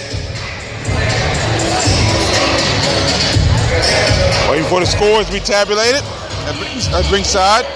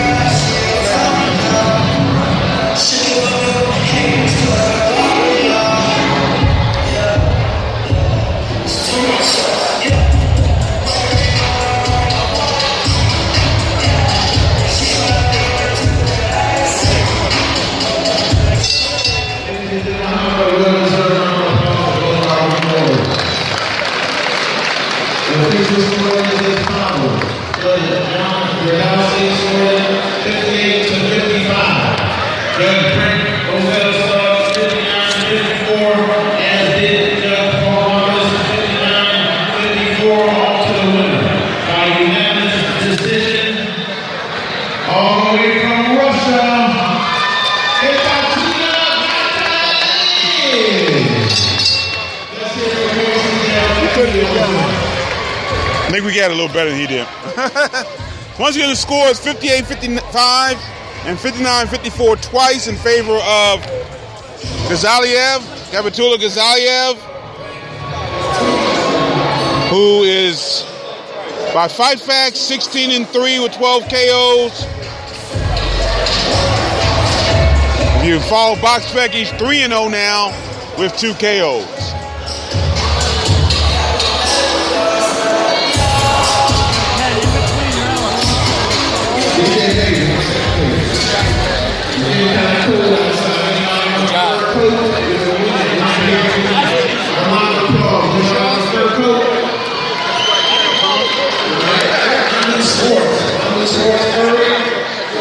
So we'll see what happens. Don't forget, still to come, Travis Reeves taking on Aaron Gachochi for the vacant USBO light heavyweight title. And also Stephon the Surgeon Morris taking on Gregory Clark.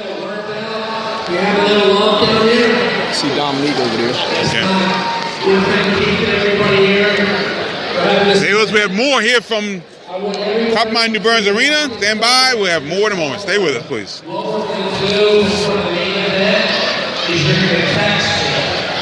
And then see up here, he's going to pick out one of the numbers. We're doing the fur code. The fur code is on the way. We'll show it to you before.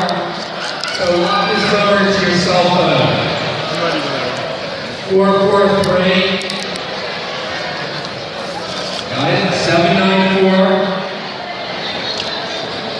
1501. And what you're going to do, you can start now. You're going to text me your email address. 443 794-1501. And we'll look forward to seeing you before the main event. Travis Reeves is going to be representing Baltimore for World Championship bout. We're very excited about. See you then. Thank you. Gonzalez. L-I-E-P. Means G-A-Y. 443-794-1501. Text your email address.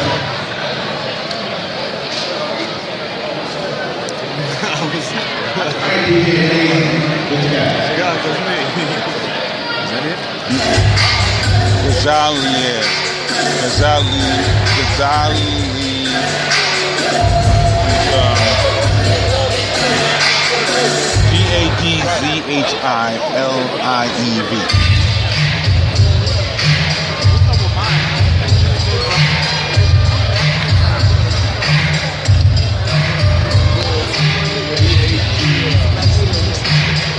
I think the guy is coming down on him.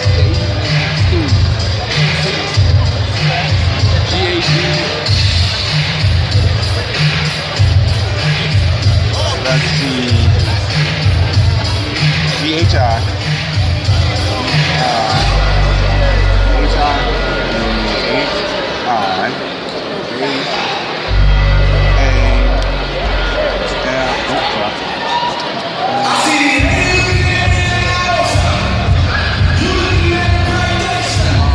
Give me that R.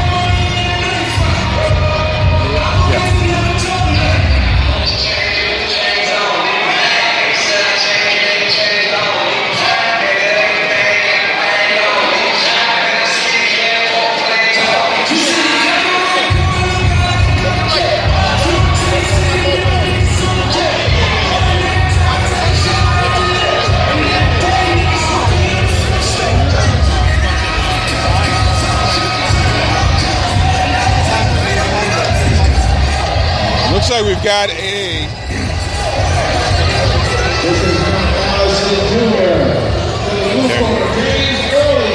our exhibition is coming up now, and that's Mac Allison Jr. taking on James Early.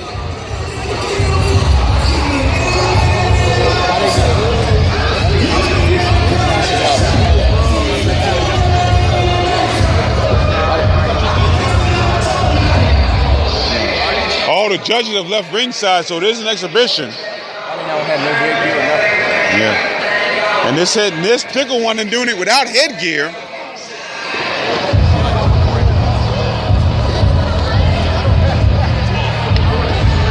Now James Early's pro record is 2-0. And Mac Allison's record 6-0, all 6 wins by KO. So we'll call this exhibition for you. With a good crowd on hand here at the Coppermine New Burns Arena in Baltimore. Oh, now they are putting on headgear, okay. I'll put on headgear.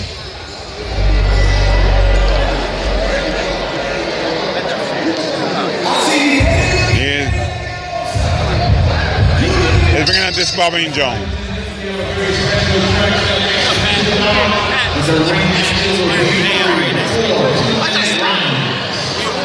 The referee is Mr. Dave Bradshaw. Introducing the principals first. Right now, the blue corner wearing a purple and gold trunks.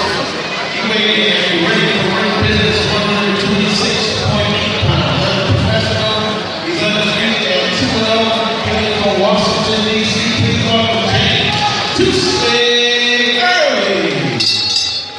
His opponent right now in the red corner. This gentleman weighed in at a fighting attack 129 pounds. Recently made boxing history by being the first professional fighter to fight 5 times in 1 month, and he won them all. 5 KOs. He's now the USBD featherweight champ from Charm City, Baltimore's own Poppy Allison Jr.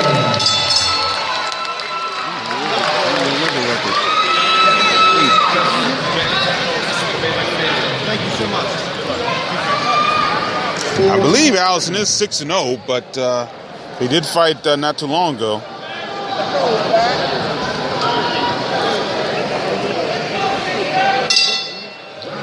Here's round one of this exhibition. Early starting off with left jabs. There's left hand by Early, right hand over the top by Allison. Now Early up against near the ropes, off to our location. Allison pushes Early.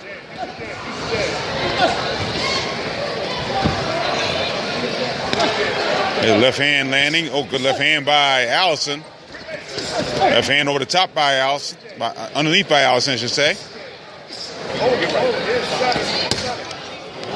Early trying to throw right hand. Both men are indeed wearing headgear. The right hand by Allison. And Early trying to throw left hand. Double left hands by Allison. Again, Mike Allison fighting 5 times in 1 month. Won all 5 of his bouts by knockout.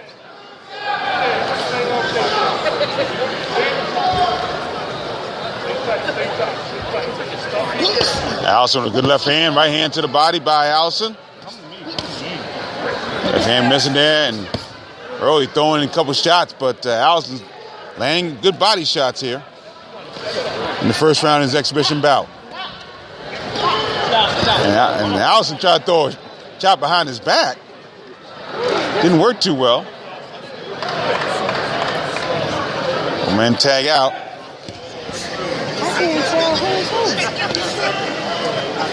Now Early trying to throw left hands. Allison throwing a left jab. Final seconds of the first round of his exhibition. Right hand missing by Early.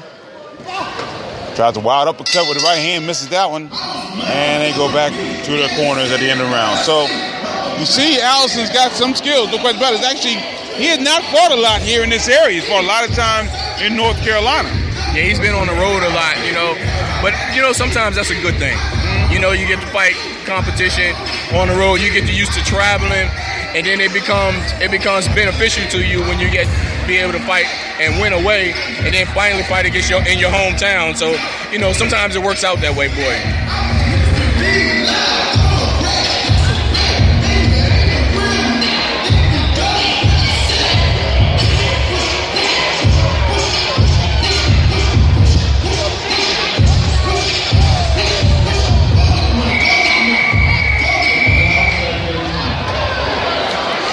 So get ready for round 2.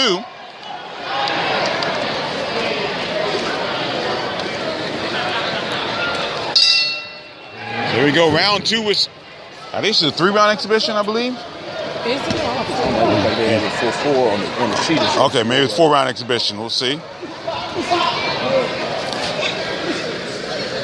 Early trying to throw a wild uppercut. Allison comes back with a right hand that misses. Left hand to the body by Allison. Left hand by Allison, right hand to the body, left hand to the body by Allison as well. Early southpaw. Trying to land the right jab. Now he tried a wild right bolo punch. That didn't work too well.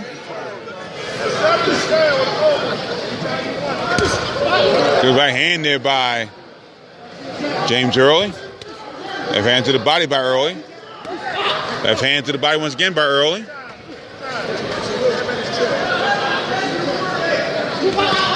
Good combination there by Allison, missing. A good looking combination, but it all missed. There's left hand and moves Early back a little bit. Left hand to the body by Allison. Right hand up top by Allison. Left hand by Early. And he moves out of the way.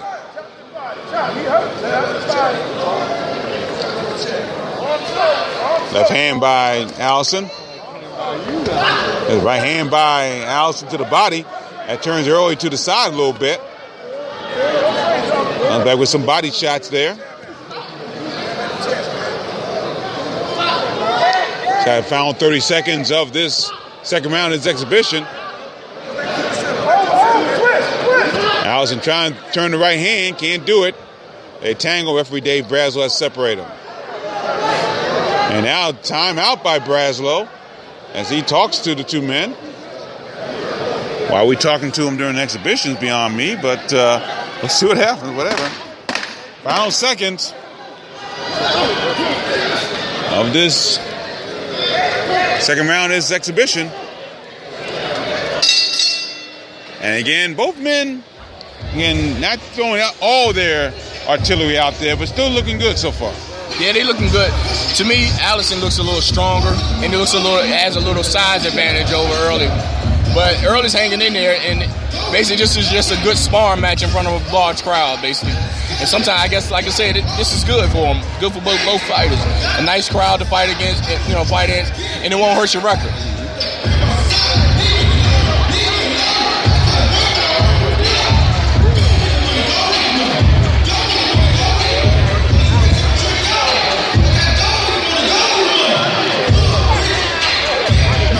So to come, our main event, Travis Reed taking on Aaron Catroci for the USBO vacant light heavyweight title.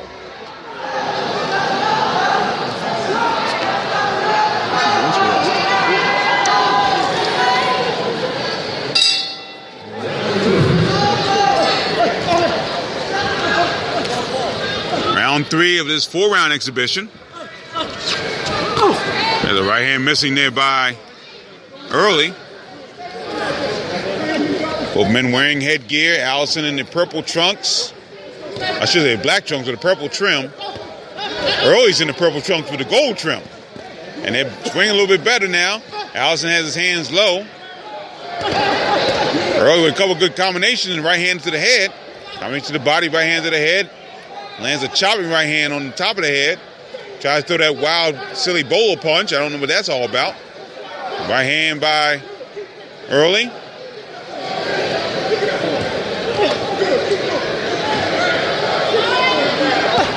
And Allison not doing a whole lot offensively in this third round. Early landing more of the shots. His body shot by Early with the left hand, right hand up top to the face of Allison. Right hand over around the corner by Early, excuse me. An uppercut by Early. So Early getting some work in this third round. Yeah, he's changing the tempo of the fight. And he's actually showboating a little bit. I guess you can afford to do this in an exhibition fight. So, neither one, they can do what they want in this fight. But to me, I think Mac Allison Sr., I guess he wants to actually let his son be able to work out and be able to gain something from this. Just like in sparring, you want to work on some things. In front of his own crowd as well. Exactly. Right hand missing by Allison pushes Early up against the ring corner, the neutral corner. The final seconds of this third round exhibition. And we're kind of calling halfway like a real bout because last time we had an exhibition like this, it was Malik Hawkins, and he knocked the guy out during the exhibition. I think it was right in this very ring, or was it down in... I think that was down in Patapsco.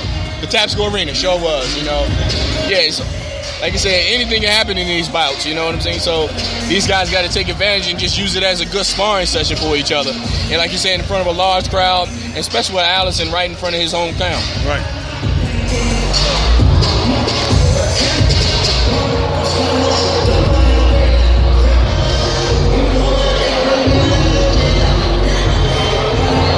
So get ready for the fourth and final round of the exhibition.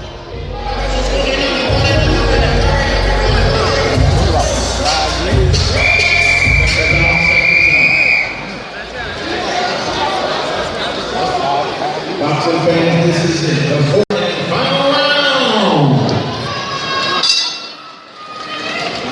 So here we go, fourth and final round of this exhibition. Once again, Mac Allison, I believe Mac Allison is 6-0 because he just won a bout last week, I think, in Charlotte. All sixes win by KO. James Joey is 2-0 out of Washington, D.C.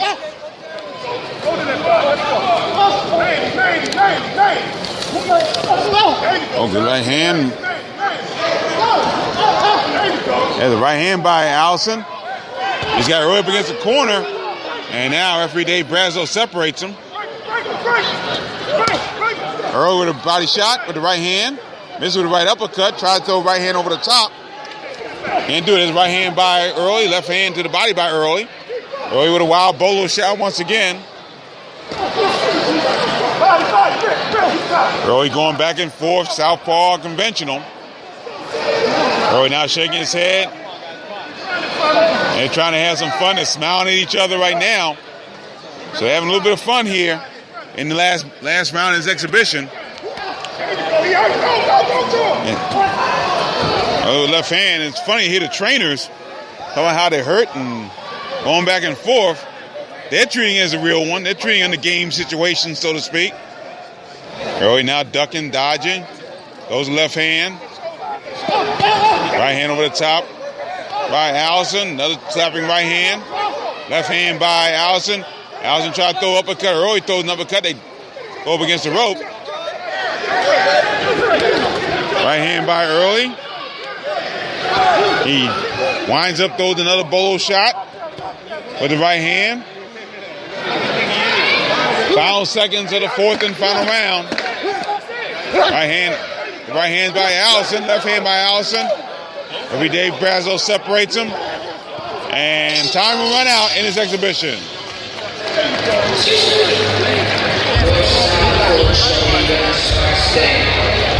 Two-man embrace in the Allison corner. That ends the exhibition. So still to come, Eric Govan taking on Devin Butcher. We got Jeffrey McCullough battling Jose Valderrama. Co-feature Stefan the Surgeon Morris against Gregory Clark. And the main event for the USPO, Bacon Light Heavyweight title, Travis Reeves against Aaron Catroci.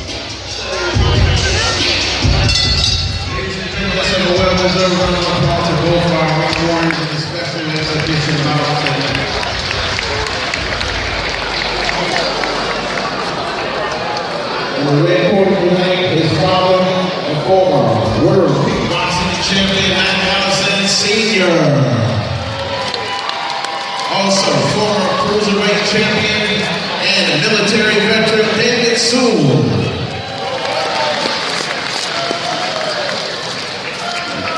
Coming up, Devin Butcher, Eric Govan.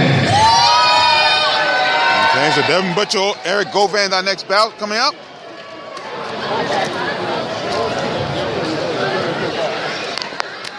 Now, December's getting hot and heavy. We got a couple cards coming up December. On Saturday, December 10th, we've got the Ponytail Promotions show. And they're both, by the way, at the ABC Sports Complex in Springfield, Virginia. The Ponytail Promotions show will be on Saturday, December 10th. And that'll feature Tori Nelson going after yet another world title. She's going after the Super Middleweight World Championship on that card on Saturday, December 10th. We're back there on Saturday, December 17th, ABC Sports Complex for Jetta Promotions, Gatling Promotions. That's Jeff Gatling, the new partner, promotional partner of Tony Jetta. And they'll have a card that features Jerome Quigley, Devontae Speed Rawls, and many others on Saturday, December 17th. So once again, we go back to back at the ABC Sports Complex. Yeah, you know, it's cars like that, that we're so used to going to, and sometimes I want to go and see like maybe a change in something different. Sometimes like now we go to cars and we see guys that sometimes don't even live in this country come to meet on that car, just like we saw today. Yeah. And I want to see these guys progress in their careers and be able to take another step, take better fights and things like that. So I'm looking forward to see what kind of card we're gonna have with that. And with Tori Nelson, on the Ponytail card, I'm so happy for her that she's keeping alive. She's able to take a long break off, but still be able to fight for title fights and things like that. Because I'm pretty sure she's always training hard, and I'm just excited to see her in the ring run again. Because to me, she's excited because she's a scrappy fighter, fights tough all the time, and she gives all she has every single time she gets inside of there. Real quick, we also have a amateur show on Saturday, December 17th. It'll be at the Last Round Boxing Club. That's located at 2772 Old Washington Road in Waldorf, Maryland. It's a Toys for Tots donation. You make a Toys for Tots donation during that card. That'll be on Saturday, December 17th, beginning at 6 p.m. at the Last Round Boxing Club. Once again, it's 2772 Old Washington Road in Waldorf, Maryland.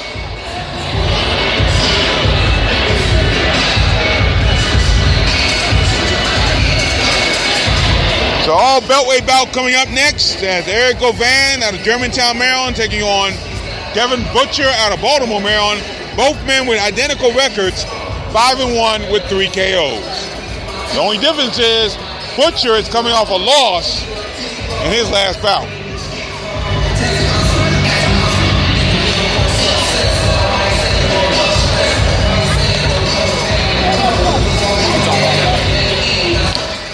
Also come up December 10th, we're just getting word about this, and in the last 24 hours, undefeated Waldorf, Maryland super lightweight Mike Yes Indeed Reed will be on the Terrence Crawford Oscar Molina card. That'll be on Saturday, December 10th from the Century Link Center in Omaha, Nebraska.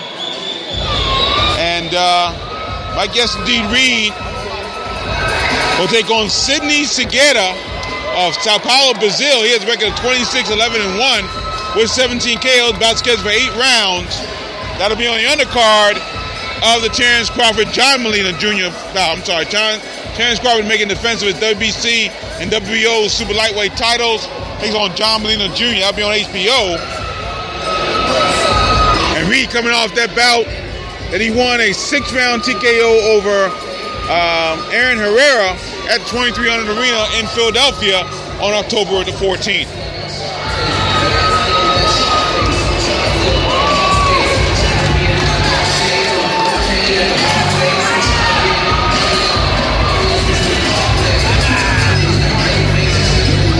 Waiting the arrival of Eric Govan. Actually, I believe this is Devin Butcher coming to the blue corner.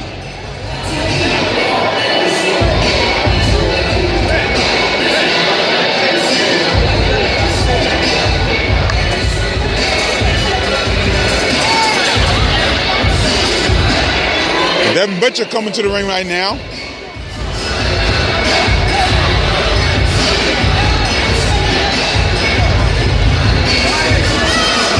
Long entourage for Devin Butcher.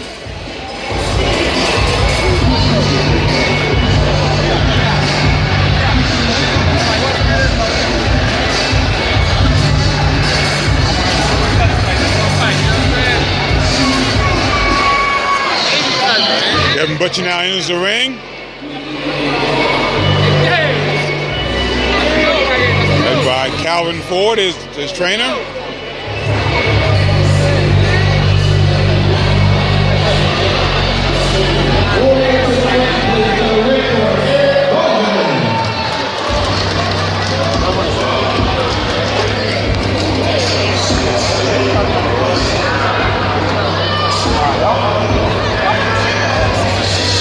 With the rival Eric Govan, once again, these guys have identical records, 5-1, 3 KOs.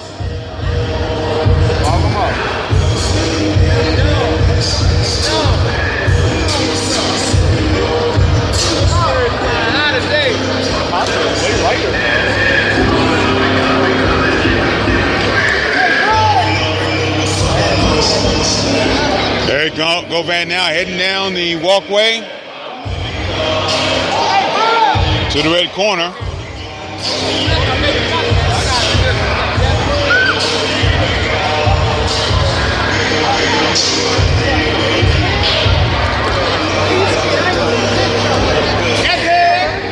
Now in the ring is Eric Govan.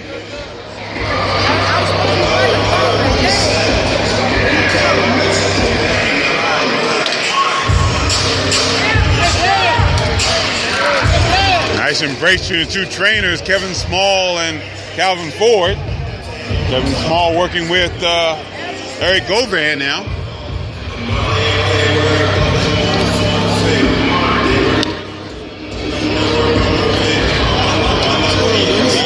Let's see. As we head now, they go to ring announcer Discount Bob Lane Jones.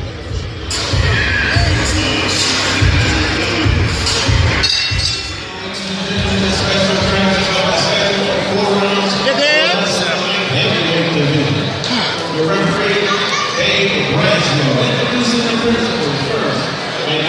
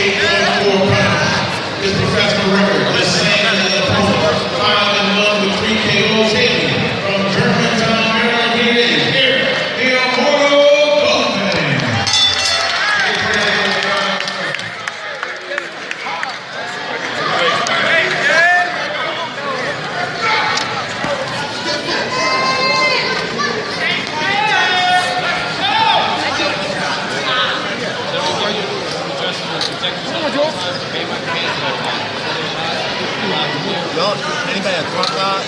Y'all timing it? Who's timing the round? Nobody's timing the round? Nah, nobody getting this. Here we go in our next bout of the evening, 4-round bout. Devin Butcher out of Baltimore taking on Eric Govan of Germantown, Maryland. Alongside Juan Marshall, I'm Gary Digital Williams. Thanks for staying with us. Here tonight from the Coppermine New Burns Arena in Baltimore. Round 1, we are scheduled for 4. And Govan starting off early with the left jab. Butcher coming forward though, and he's trying to land some right hands. Trying to find a distance. Govan a little bit taller than Butcher, but Butcher landing good right hands. Tries to land left jab to the body, does Govan. Both men landing left hands. Govan going to the body with left jab, and he gets hit with the right hand that makes him stumble back.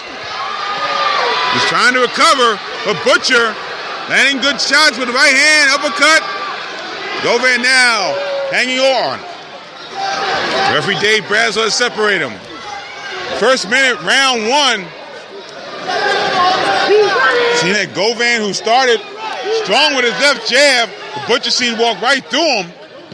And now he's starting to land shots of his own, and Govan having a tough time setting himself again. Left jab by Govan. Left hand, a hook by Govan. Now back to his left jab. To give Govan credit, he's trying to establish his left jab, but Butcher so far is walking right through it. That's the right uppercut by Butcher, just barely missing. Couple good right hands by Butcher. And referee Dave Bradshaw separated him right over our real-time pain relief location. First minute, round 1, scheduled for 4.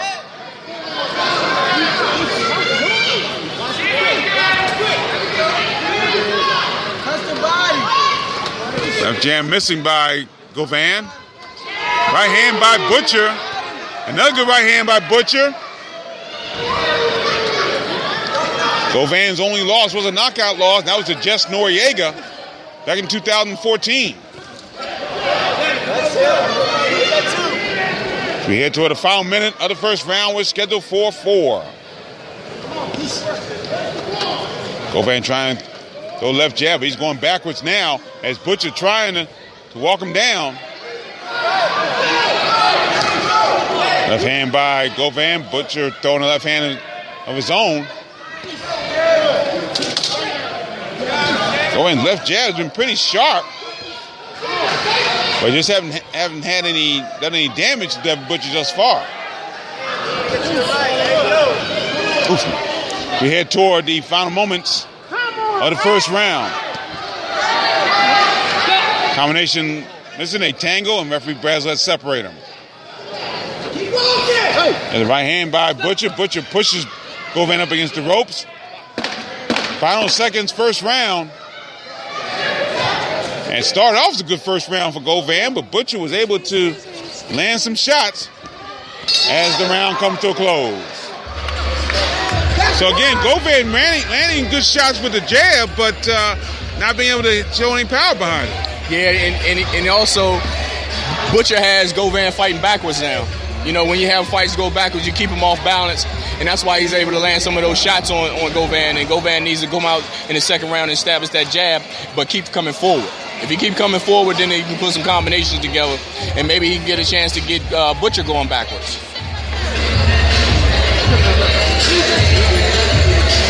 We get ready for round 2, scheduled for 4.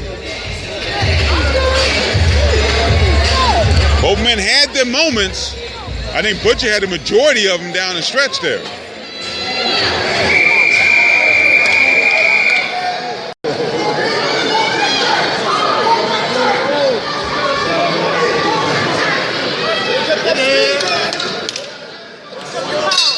Here we go, round 2, scheduled for 4.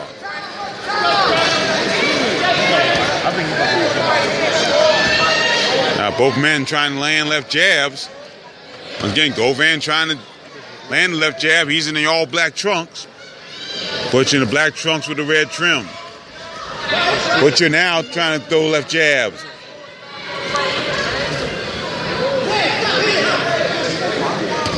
Left hand by Govan. Govan trying to throw right hand over the top. He misses that one. His left hand by Butcher to the body. Right hand over the top by and Govan. No, he didn't lose his mouth here. Something came out of his mouth, but look how he just spit that time. Govan with the right hand around the corner there.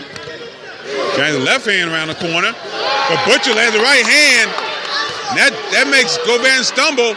Another right hand by Butcher. They tangle once again up against the ropes. Near the Butcher corner in front of us. Referee Brazos separate them. Left hand by Govan. Right hand by Govan. Now over our real-time pain relief location. Feint with the right hand. Left hand by Butcher. Right over top of us now. Referee Brazos separate them. Like, as accurate as Govan's punches are, they don't seem to have a whole lot of punch on, a lot of power on them. No power at all. You know, those guys landing shots, but nothing could really actually back someone up to actually hurt or get anybody in trouble. Both men tangle once again. And Brazos separate them. Govan with the left hand, but Butcher come back with right hand of his own. As we head toward the final minute of this second round.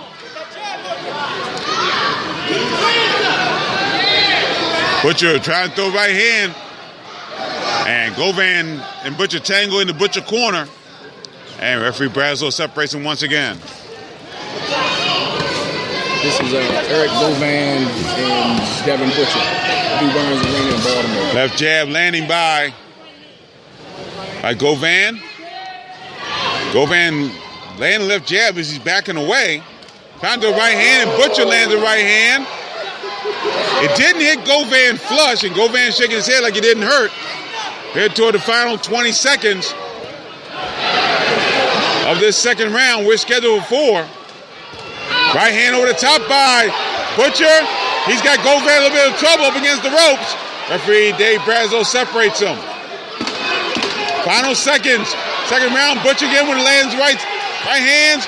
Couple good right hands by Butcher. Tries to land uppercut. Second tick away in his second round.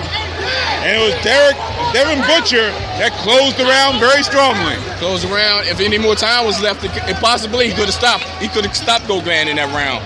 But there wasn't enough time left to actually turn it up and put more pressure on him. I understand, man. I said on camera, you got James Stevenson. That's We'll get ready for the third round coming up. What's their name? That's Devin Butcher and Eric Govan. We got them backwards? No, you got the wrong fighter. Devin Butcher. Who?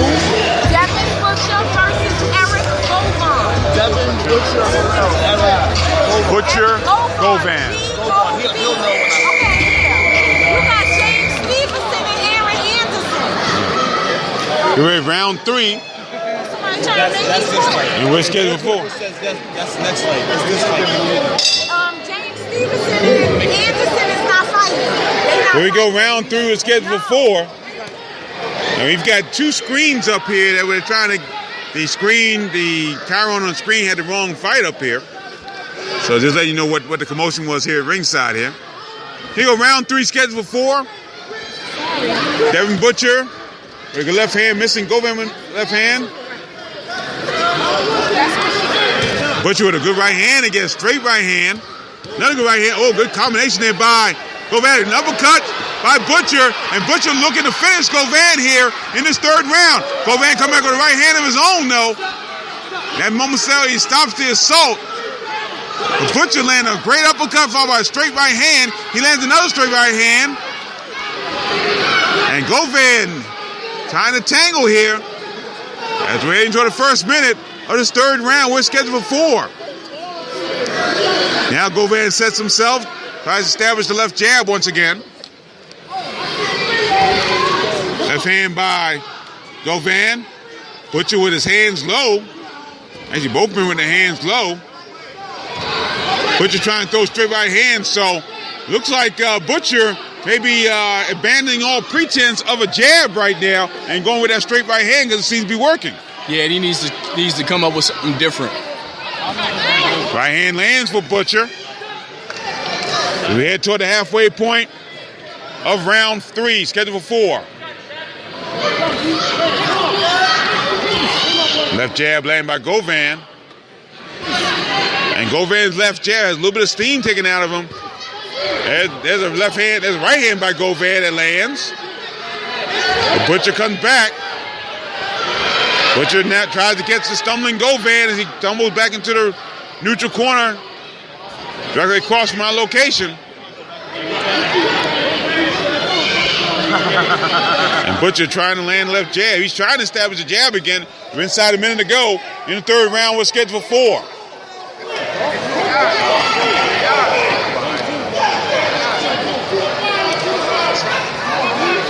Butcher moving his left hand back and forth.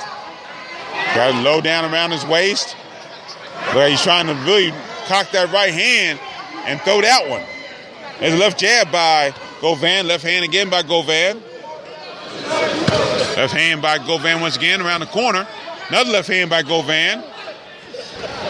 Trying to establish that jab once again is Eric Immortal Govan. Devin Butcher lands a couple good right hands. Govan covering up. Tries to land a right hand. Final seconds. Third round. Over the second straight round, Butcher in strongly. And there's another right hand right at the bell. And again, Govan taking some tough shots in this contest. And now we're seeing the difference between who adjusted themselves in a bout, because like I said, I thought it was going to be 50-50. But now what I'm seeing is the same Govan I saw in the past, but a different Butcher coming into this fight right here. More aggressive Butcher. So Devin Butcher coming off the loss he had back in May 14th at the Maryland State Fairgrounds against Daniil Goyko, who once again, for those who missed it, did indeed win by TKO over Jerry Odom last night at the 2300 Arena in Philadelphia, Pennsylvania. It was a 5th round knockout. And that tells you as far as how a fighter is advancing in his career. And we talk about Goyko. He came through fighting some local guys in our area. Now he's fighting on television and actually beat one of the tough fighters that was up and coming, which in Jerry Odom. Well, it wasn't on television, but it did. Okay. It was a big fight for him and another big win. And again, Daniil Goyko now 3-1 against Beltway boxers in his career. Here we go, 4th and final round. Devin Butcher start off strong with the right hand. Govan trying to throw a left hand, misses that one. Right hand by, good combination there by Butcher. Left foul by the right. Another good right hand again. Devin Butcher has abandoned his jab altogether. His left jab. He's throwing a straight right hand. Now he throws a jab. But that jab is really only there to try to land the straight right hand. Yeah, he's definitely not really relying on that jab. He's just trying to throw that right hand, like you said, over the top. And actually, Govan, he's actually open for that because he keeps dropping his left. And also Butcher's trying to counter off with that right hand. First minute, final round.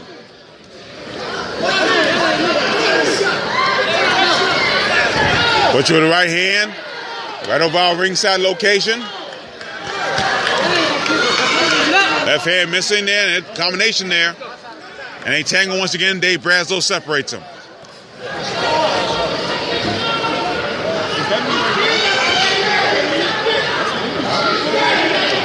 Right hand over the top by Butcher.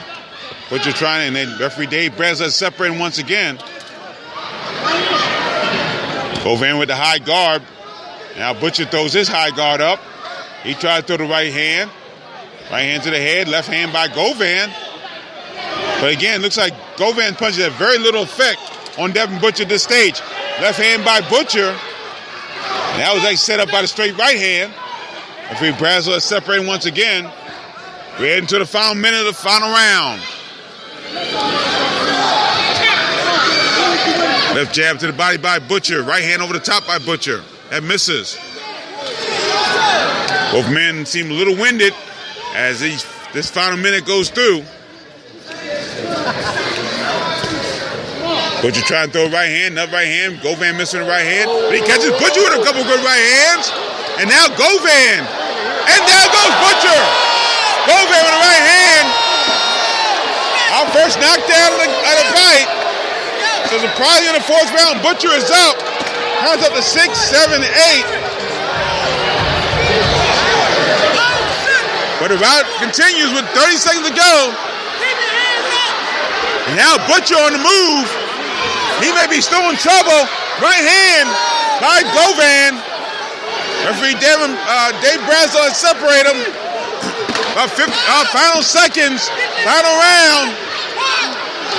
Govan tries to throw the home run shot. And he's out of time. Govan embrace, sort of.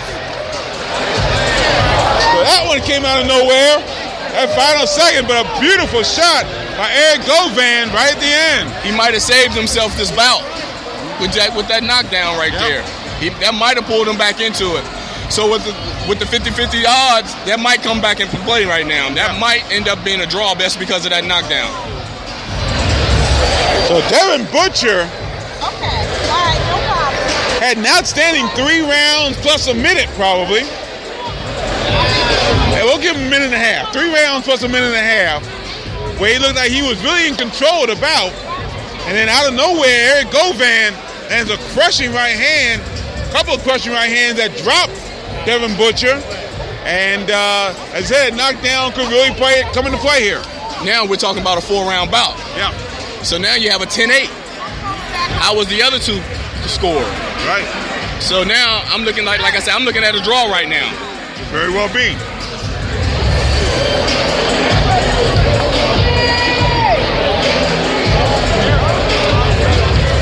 So the question is, did Devin Butcher do enough to hang on? Or did Eric Govan get one in the last stages? We come to you from the Coppermine Du Burns Arena in Baltimore, Maryland. Alongside Juan Marshall, I'm Gary Digital Williams. Thanks for joining us here on the Box Lawn Beltway Google app for Android and on Spreaker.com and iHeartRadio.com. And some of you all are joining us on Facebook Live. We thank you all for joining us as well there also. Still awaiting the scores for this bout.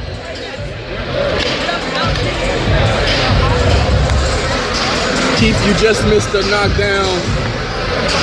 So a great bout so far. A great bout so far tonight. Last round, got the knockdown. Still to come, Jeffrey McCullough taking on veteran Jose Valderrama. We also got Stefan the Surgeon Morris taking on Gregory Clark. Now, main event for the USBO light heavyweight title. It'll be Travis Severe Reeves out of Baltimore, Maryland, taking on Aaron Catroci of Ferlandale, West Virginia.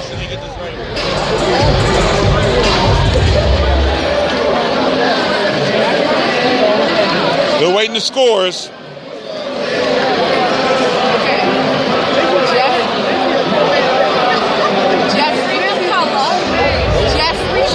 They're still tallying the scores at ringside now. Taking on now Discombobulating Jones has the scores in hand.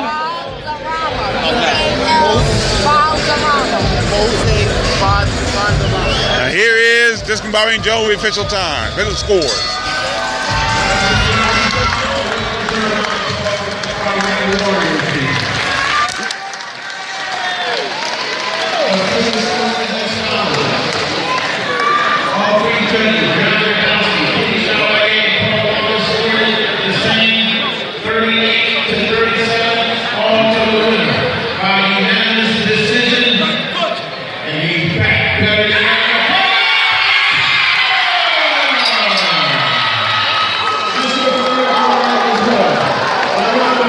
So despite the knockdown late in the bout, Devin Butcher wins by 4-round unanimous decision. All 3 judges scoring about 38-37. So once again, 38-37, all 3 judges scoring that bout in favor of Devin Butcher, despite that late knockdown in the 4th round by Eric Govan. Yeah, those early domination of rounds actually was one of, because we see it a lot in boxing, you know, where a guy gets dominated, he dominates early rounds enough that even a knockdown won't be enough to beat him. Right. And that's what happened with Butcher today. The early domination of the rounds made him get the scores what is it, 38-37. Right. Even after the knockdown of the saving play, it might have scared him a little bit, but he still won the fight. No question about it. So Devin Butcher now 6-1, 3 KOs. Eric Covan now 5-2 with 3 KOs. Back with more. Stay with us here from Coppermine New Burns Arena in Baltimore.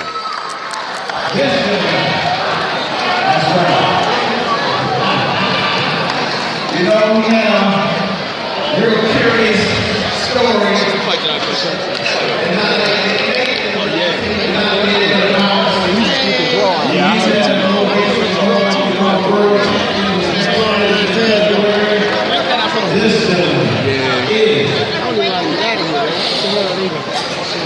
WBC champion Eric Russell.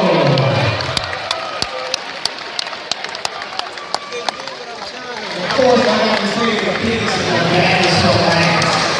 This is Baltimore's own former undisputed heavyweight champion of the world, Russell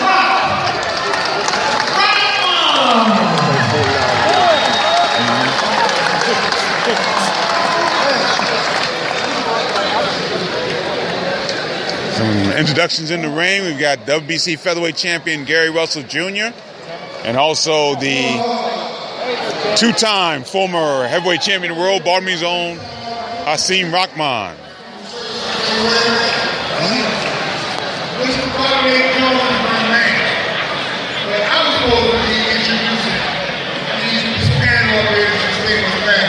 So I'm supposed to tell you about the fastest hands in the business. Mr. Gary Russell. So I want y'all to give Mr. Gary Russell a hand. Come on out here, man. Come on, champ. Let's go, champ. There you go. My man. This is my man. This is my man from way back. Yeah. Y'all talking about a lot of y'all came in to see Truck. Y'all came in to see Truck knock somebody out. But nobody want to fight Truck. So you gotta just get Truck is Lorenzo Simpson, by the way. Great amateur, 6-time Silver Glove champion. in this sport. So, Savannah said that? Oh, now Savannah know how to talk. Hold on. The most big amateur in boxing. The Truck. So we talking about Lorenzo Truck. Come on, Truck. Come on, get the number one, Truck.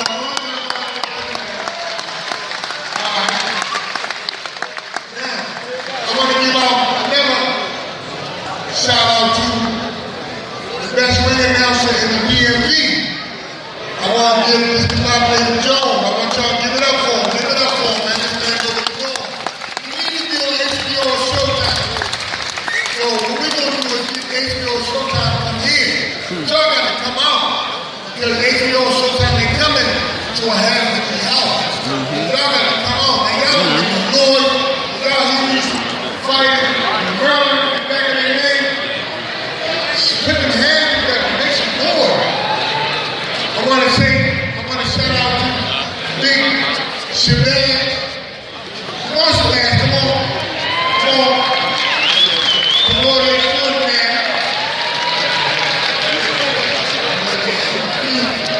Go ahead, no, you. The fight's coming. Keep the fight coming. The fight's coming. Calm down, calm down. Who said that? All your hot tails. What's up, Baltimore?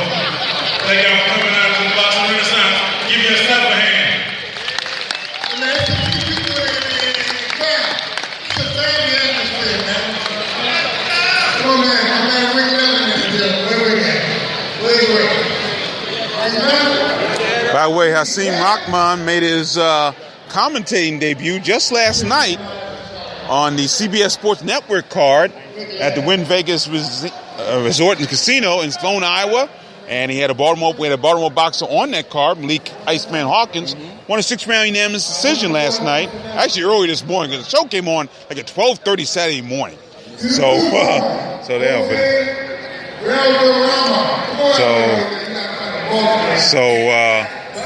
Hasim Rahman trying to get his announcing chops in now. Yeah, you know, that's a good thing because, after your pro career over, you always have to find another avenue, because it's not going to be about boxing all the time. And most professional fighters, when they don't have a background, they have to find something else to fall back on. You get to the point where you make millions of dollars, and then once the fighting is over, you don't make that money no more. So you have to find another avenue. We have so many fighters that did it. Paulie Malignaggi did it. Even Roy Jones Jr. is doing it. Bernard Hopkins is doing it, and also who is it? Well, Sugar Ray Leonard did it for years. We're talking about just the one that beat Roy Jones. Tolliver. Oh, yeah. Antonio Tolliver. Yep. Now you understand how much I'm into beltweight boxing. I can't even remember the names I do in the past. That's it. So Jose Valderrama's in the ring right now. And he awaits the gladiator Jeffrey McCullough, the younger brother of Cecil McCullough.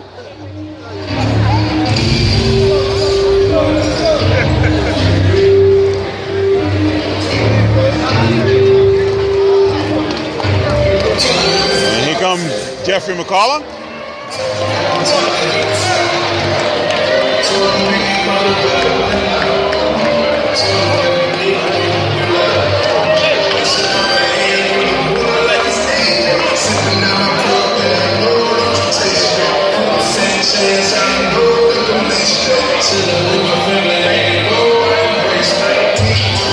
Let's see. As this bout gets ready.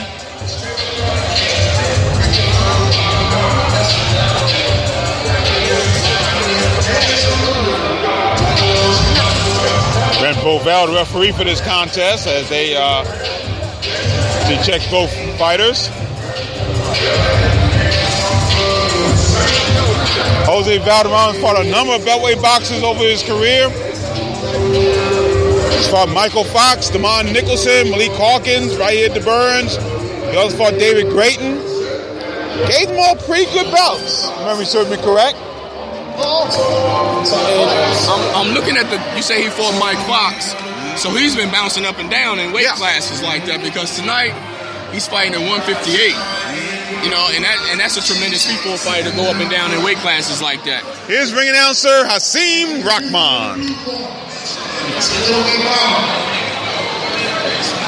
rounds back. Referee Fred Goldell.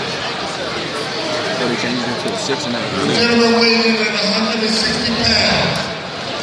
21 fight matches. From Puerto Rico, Jose Shem Valderrama. Some moves, and in the red corner, Ahmed. In the red trunk. Red Tracy from Cocky, 159 pounds, was working at 3-0. 100% knockout ratio. For Randallstown, Maryland, telling the gladiator, Jeffrey McCullough.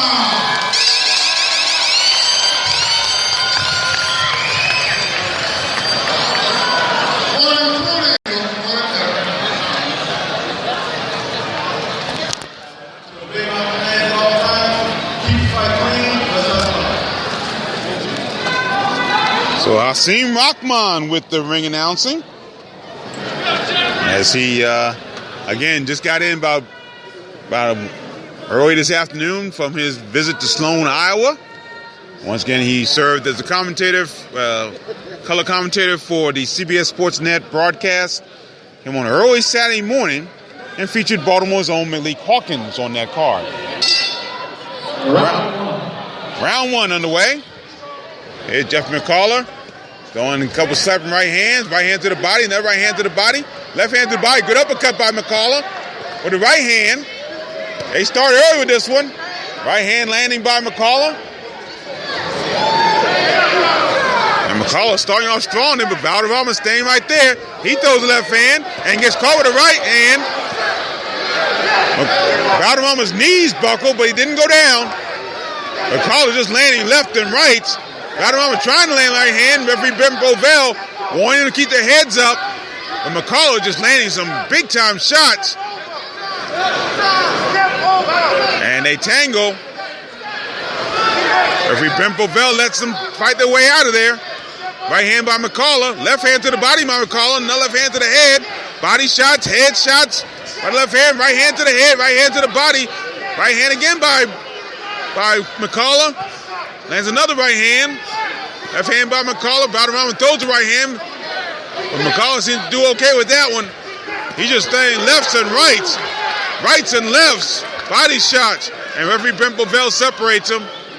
Valderrama claims a hit to the back of the head.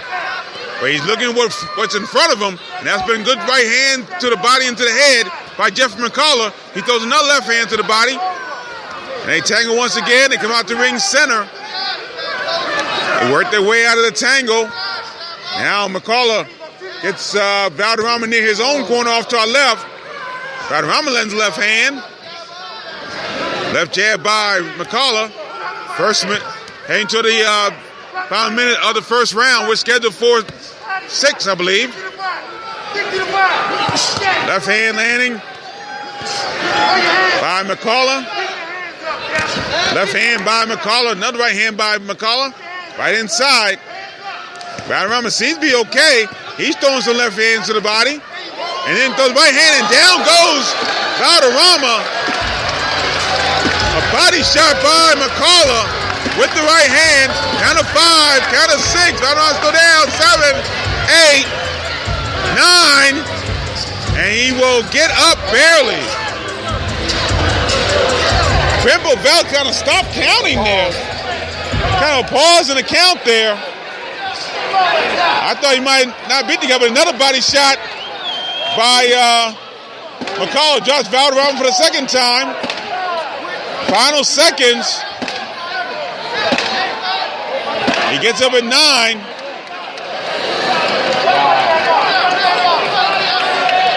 And another body shot. Couple head shots. Second took away.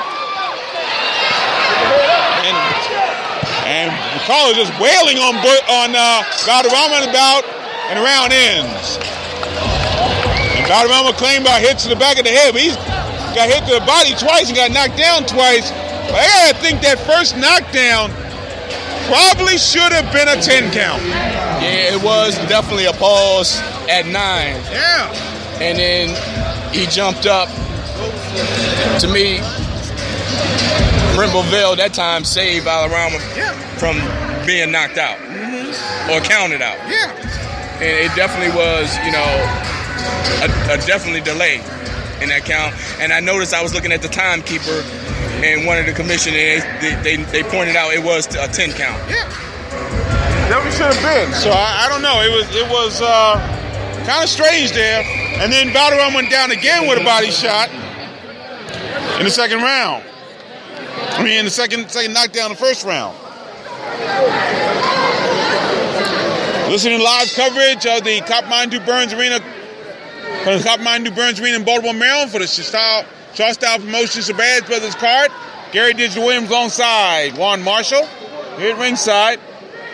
Bell is rung, but referee Bovell wants the McCullough corner to clean up the water in that corner off to our left. So 2 knockdowns in the first round for Jeffrey McCullough. Another left hand bad by McCullough, and then Valderrama tries a couple combinations to the body. Right hand over the top by McCullough. There's a left hand jab by McCullough. Right hand by McCullough. And Valderrama has to hang on. Referee Brent Bovell has separated him.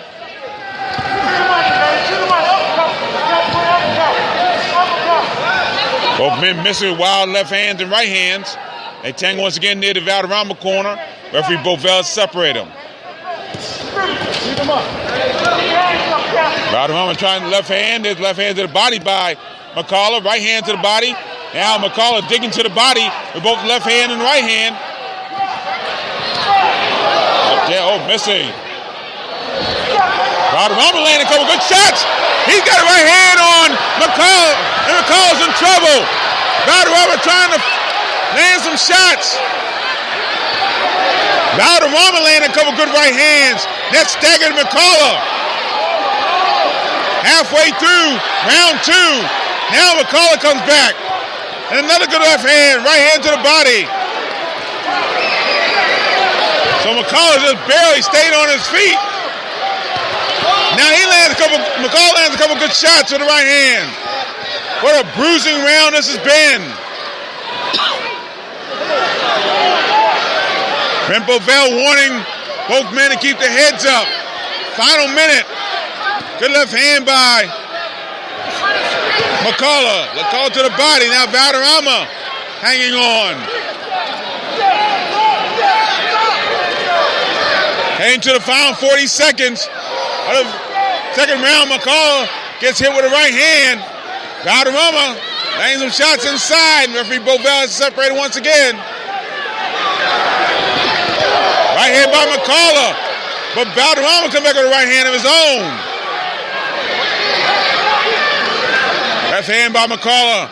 Missing an uppercut. Right hand by Valderrama. Another right hand by Valderrama. Turns McCullough around. McCullough digs a right hand to the body. They tangle once again against the ropes. Near the McCullough corner off to our left. Valderrama with the right hand. Now McCullough digging to the body with the left hand. Goes up top with the left and the right hand. Once again, Bovell separate him. McCullough misses the right uppercut. Valderrama steps back, then lands a couple good left hands. Final seconds as Valderrama landed the left uppercut very well. And by tagging once again, the bell rings, but Valderrama may regret not being able to knock McCullough down in that second round. Yeah, he was very fortunate that he was able to withstand that Valderrama. Right. McCullough, he was very fortunate because when Valderrama landed that shot on him, I thought he was going to go down. Yeah. It looked like he was about to go down. And now Valderrama has a lot of confidence coming to this next round. Right now we're headed into round 3 we're headed into. We're going to be heading into round 3. And we're going to see what his corner telling him to make adjustments to maybe actually stand back a little bit to use his jab more to set up that overhand right.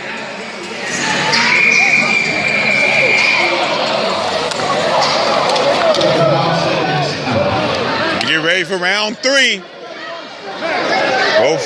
Both corners taking their time getting out of this ring.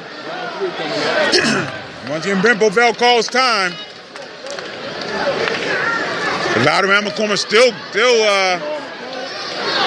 slow getting out of the corner. They finally do, and they got to wipe up. Both corners have to wipe up their water there.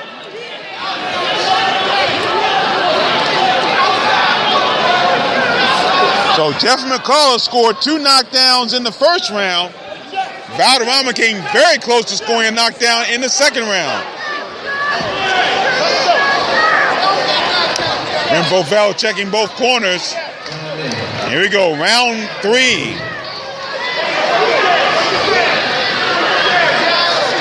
And McCullough checking with the left hand, trying to land that jab. They tangle once again up against the ropes on the far side of the ring. And Brent Bovell separate them. Left hand by McCullough. They change left hands. Left hand to the body. Couple of body shots by Valderrama. Valderrama landing a left uppercut, but a right hand landing by McCullough. And that staggers Valderrama. He's trying to hang on. But another body shot by McCullough. Right hand up top by McCullough. Valderrama in the crouch. Right hand by McCullough. Left hand by McCullough. Right hand by McCullough. McCullough trying to fight. Valderrama trying to fight back, trying to hang on, really. He can't do it. And Bovell watching intently. There's another right hand by McCullough. He's got Valderrama against the ropes near our broadcast location. Right hand by McCullough. Left hand to McCullough. Left hand to the body by McCullough. Right hand to the body. Another right hand to the body by McCullough. Right hand up top by McCullough. Both men landing great shots. There's a left hand by McCullough, a right hand by McCullough, and Ben Bovell will stop it. Right there. So Jeff McCullough, with a welt over the right eye, is able to stop Jose Valderrama in the third round.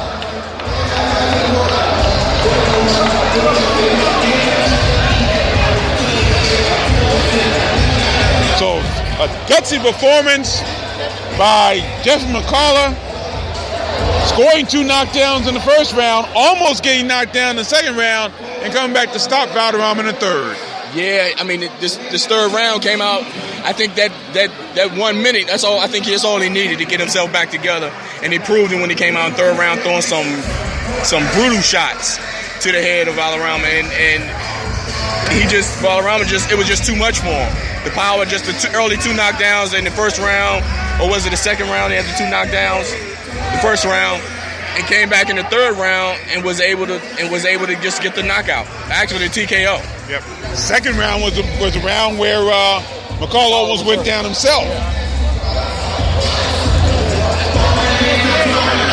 We announce the discombobulating Jones in official time.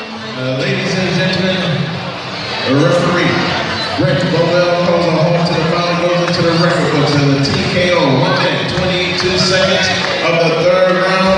He weathered adversity and came back like a champ. The winner, the gladiator, Jeffrey McCullough. So 122 the time of the knockout. Jeff McCullough now 4-0, all 4 of his wins by KO. World-rated cruiserweight Courtney Butler. Jose Valderrama falls to 5-17 with 3 KOs, but again, no tough time for him as he now 4-0, 4 KOs, 122. The undefeated Iceman, Malik Hawkins.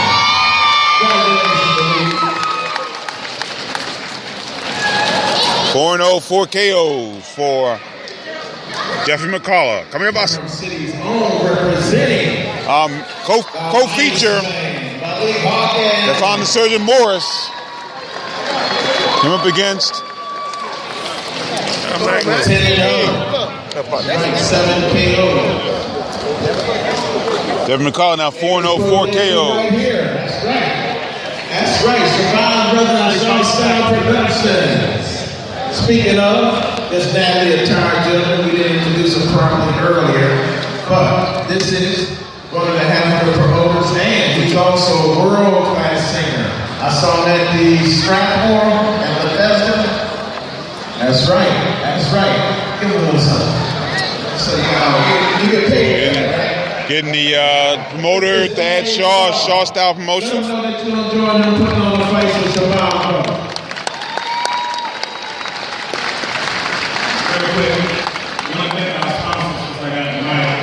Detail bar in the house. Give it up for Detail bar. Now the locker room is becoming more of an apartment than a sponsor, so I really appreciate everything you're doing. Being on the ass, of course. Is Richard the owner in the house, Richard? I can't see him, but Man on Sports is also a great sponsor of our sponsor, get him around the call.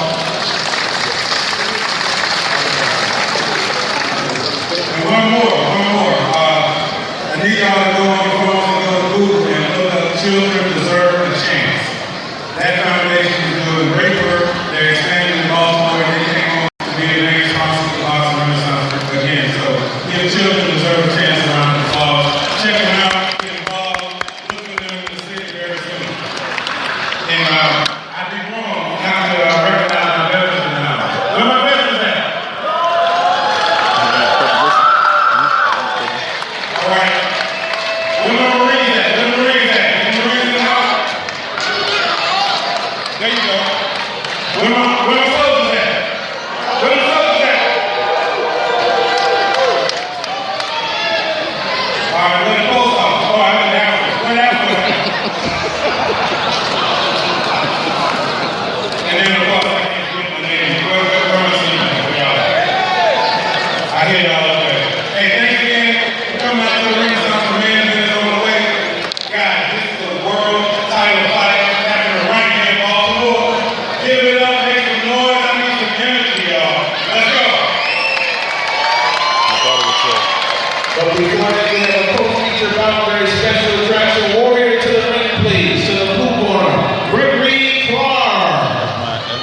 go.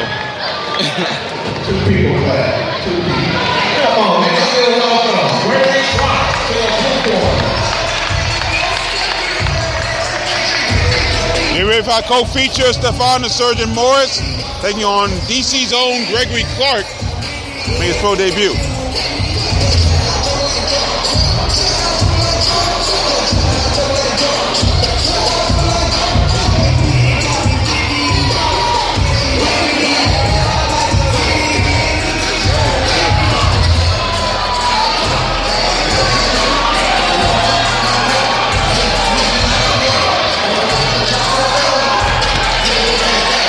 Moving to the ring, please, to the red corner, the Surgeon, Stephon Morris.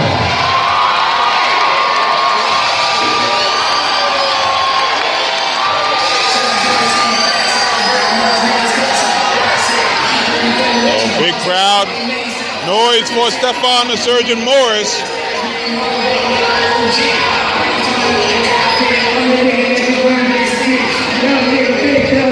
In Timonium, he sold $25,000 worth of tickets.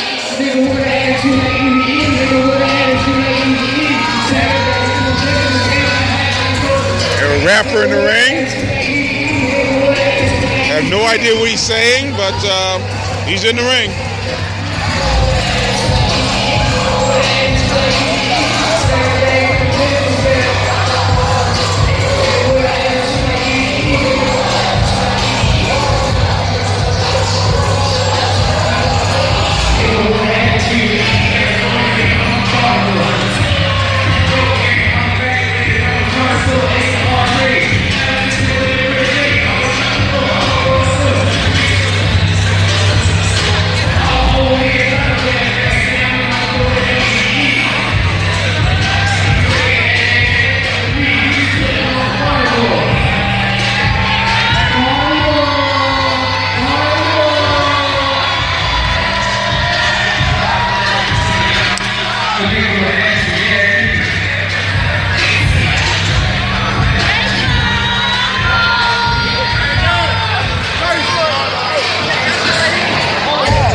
Stephon Surgeon Morris in the ring.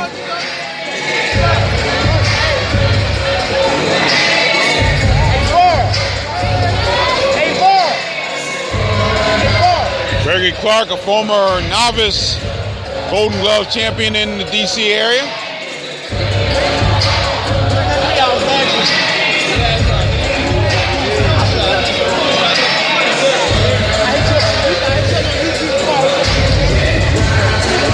He's bringing out Discombobulating Jones. Now, ladies and gentlemen, this very special attraction bout is scheduled for 4 rounds or less in the middleweight division. Your referee once again, Kenny Chalayan. Introducing the principals first. Right now, the blue corner, he's wearing a red trunks with white trim. He weighed in at a lean indeed 164.8 pounds as an amateur. Highly accomplished, winning the Golden Gloves as a novice. Representing Washington, D.C., here is Gregory Glizzy Clark. His opponent right on the red corner. He's wearing a black and gold trunks. He weighed in at a power pack, 162.2 pounds. Three victories, 3 knockouts. He's made all the one to watch in the division today. Ladies and gentlemen, the ring doctor is in the house, ready to operate again tonight. Please welcome Drum City's own Stephon the Surgeon.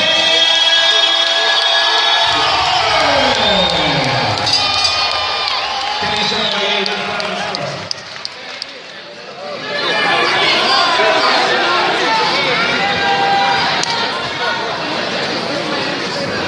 In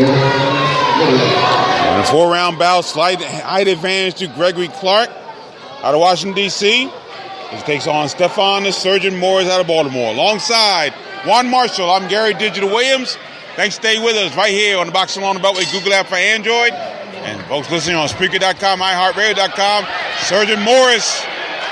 Starting to go right now. On right at Gregory Clark.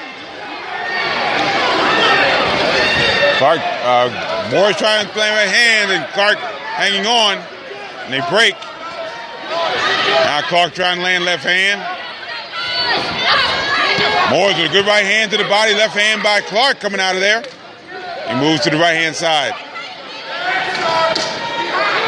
Morris, couple of good shots. Actually moving quickly here in this first round. We're scheduled for 4.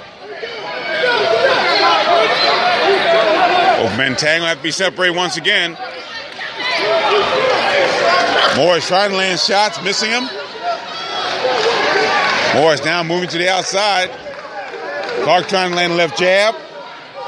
Morris to and left. And we can't tell you what they're saying in the background there. And left hand there. Right hand missing by Clark. By Morris. Morris trying to land left hand. As we're heading to the halfway point of round 1, scheduled for 4. Clark dancing in front of the left-hand side. Trying to dance on the outside, I should say. And Morris trying to get inside Clark's height. There's a left jab by Clark. Morris missing with a lunging left hand. Clark tries to throw an uppercut with his right hand from a distance. Morris goes right inside. There's Morris' right hand, left hand by Morris. And to the body by Morris. Morris trying to walk Clark down. Missing with a wild right hand. And coming with a good uppercut. The right hand by Morris to the face of Clark. As we're heading inside the final minute of the first round, we're scheduled for 4. Left jab by Morris. Clark trying to hang on. Every case Chevalier breaks him. Left jab by Morris. Left hand to the body by Morris. Combination by Morris. Oh, left hand by Morris. That backs Clark up. Body shots by Morris. Clark trying to hang on. Now he sets himself, throws the right hand. But they tangle once again, and referee Ken Chevalier separated. Warns Jeffrey Clark. Gregory Clark should say for using his shoulder. There's Morris. Little jog as he goes in. And he talks to Jeffrey Clark, and they tap hands. Gregory Clark, they tap hands as Clark goes to his corner. Yeah, actually, Clark is doing to be a taller fighter. He's making some good adjustments to avoid the power of Morris. He's doing a very good job, but Morris is inching his way inside to eventually start to land some more shots on Clark. And with the power he has, Morris is able to land body shots or head shots, with the using that power.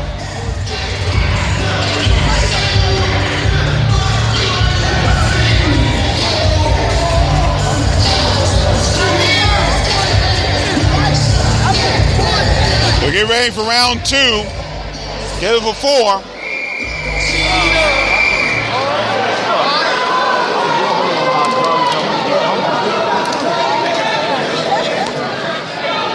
Ken Chevalier moves Gregory Clark back. Here we go. Round 2. We're scheduled for 4. But you know, they said it down. He's like, I want to see every inning. Like, who do you want today? And Clark trying to throw left hands. And Morris trying to get inside those shots. And referee Ken Chevalier warns Gregory Clark for pushing.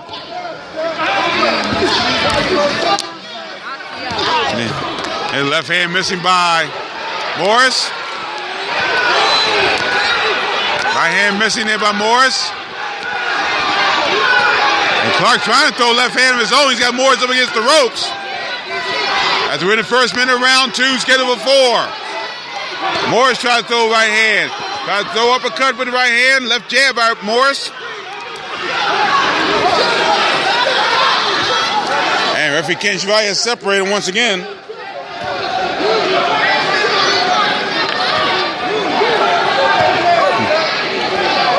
Left hand landing by Morris. And Clark now trying to throw combinations. He's got Morris up against the ropes. And Ken Chevalier separated him and warns Clark for pushing. They tangle once again. Now Morris tries to dig to the body, and Clark lands a right hand out of the exchange. Right hand to the head. Heading to the halfway point of round 2, scheduled for 4. Left hand landing by Morris.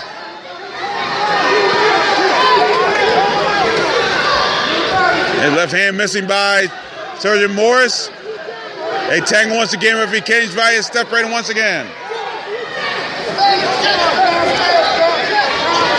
This one left hand is Morris. Right hand missing by Clark. They tangle once again. Clark with a body shot. Morris trying to throw inside. But Clark being very active in the second round. And he's letting a little bit more accurate right now than the surgeon.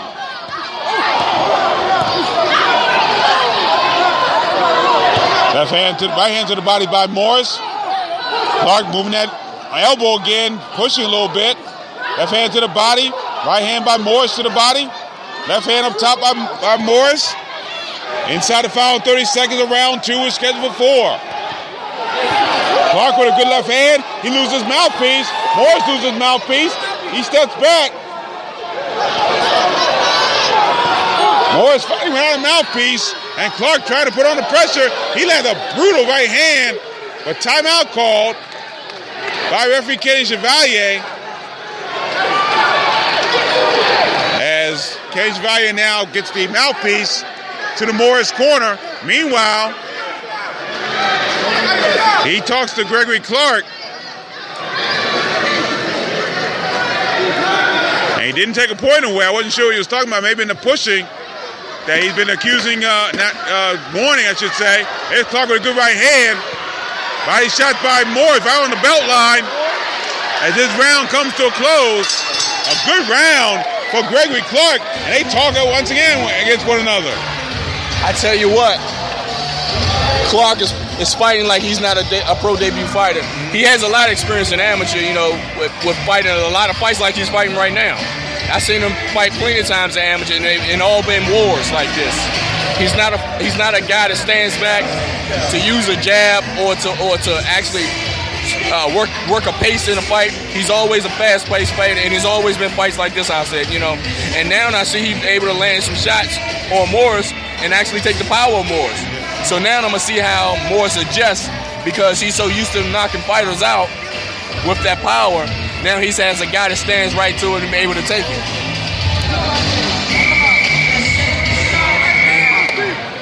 They get ready for round 3. Once again, scheduled for 4.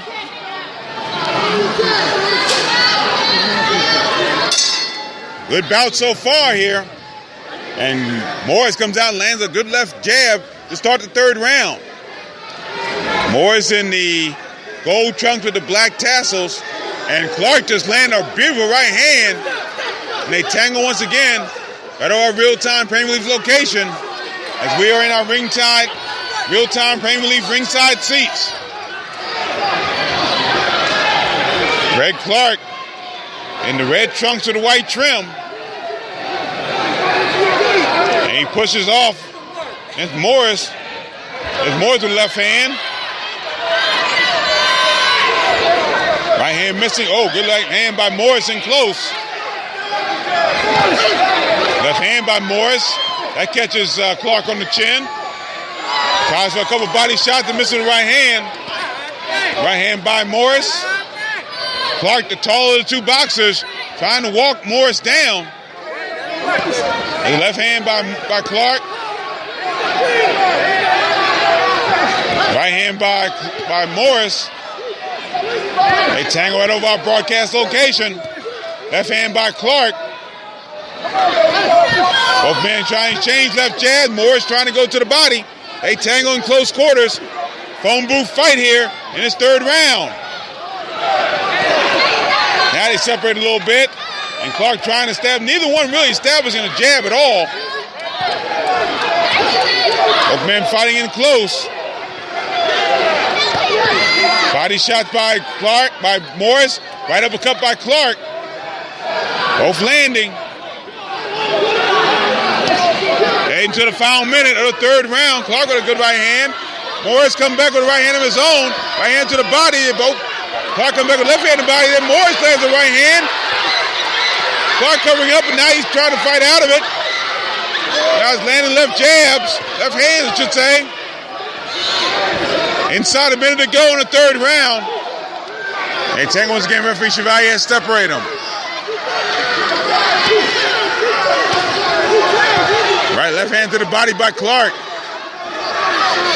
Right hand by Morris. Left hand landing by Clark. Clark tried to throw a right hand. He barrels Morris into the ropes. Gets one pushing once again. Clark does by referee Kenny Chevalier. Left jab missing by Morris. They tangle once again. And they separate themselves in the final seconds, taken away. Morris left hand followed by right hand. Morris with another right hand. And bell rings as Morris lands 2 body shots. They talk to one another once again. And they hug each other, but the fight's not over yet.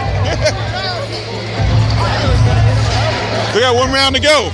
Yeah, Morris is turning up the heat a little bit more, landing a lot of good body shots.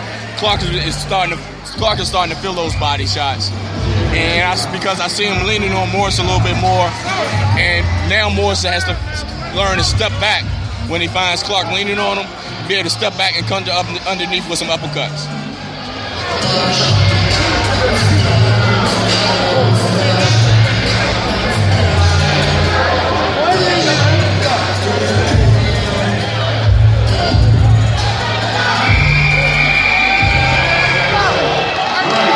Get ready for the 4th and final round.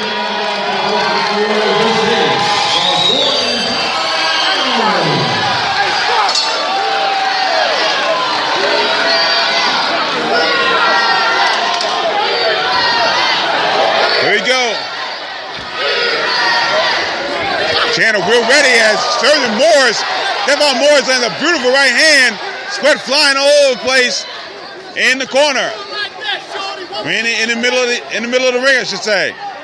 Morris now on the outside. His left hand landing by Morris. Now Clark trying to walk Morris down.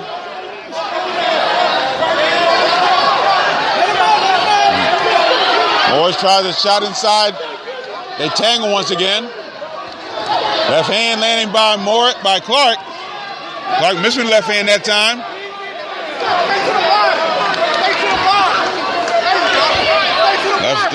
Left hand to the body by Morris missing. Left hand by Clark. Coming back. First minute, final round. Left hand landing. And missing. And there's a hold behind the head by Clark, a warning by Kenny Chevalier. Morris now trying to land combinations to the face. Clark keeps giving up his height, and that's hurting him a little bit as Morris lands a right hand.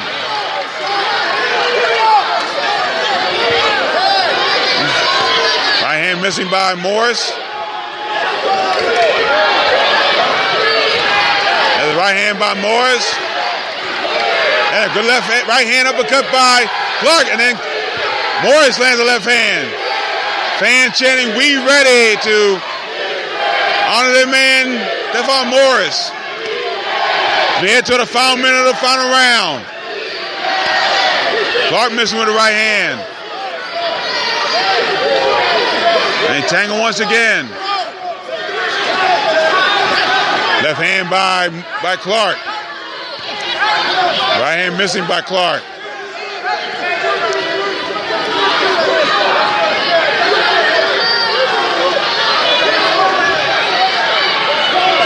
Right hand over the top by Clark. Referee Kenny Chevalier separates the tangle. Now Morris backs Clark up into the neutral corner. Right above us here. We head toward the final 30 seconds of the final round. Morris hits Clark with a right uppercut.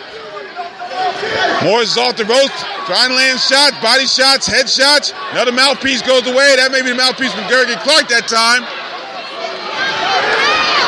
As we head toward the final 15 seconds of the final, then make it the final 10 seconds of the final round. Clark may be fighting without a mouthpiece as this bout comes to a close. And a solid bout it was.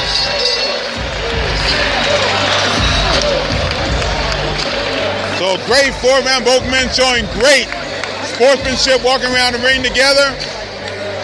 A tremendous bout here tonight in our co-feature. Action-packed bout, but I noticed neither fighter can establish themselves in this bout. You know, it was exchanges, but it wasn't even exchanges. You know, it would come in spurts. You know, but I think Morris had the best of the rounds. You know, but this is the first time I think he ever went the distance, right? Yes, yeah. The first time he ever went the distance, and it's something new for him. When a fighter goes the distance for the first time, it's always good. Right. You know, and like I said, he used to knocking people out in the early rounds. This time he had a challenge. And even when I was at the Boxing Hall of Fame banquet yesterday in ceremony, I had a chance to talk to Morris's trainer, and he said this bout is going to be a tough bout. And he was absolutely right about it. Right, no question about it. There's a conventional decision from the judge in just a moment.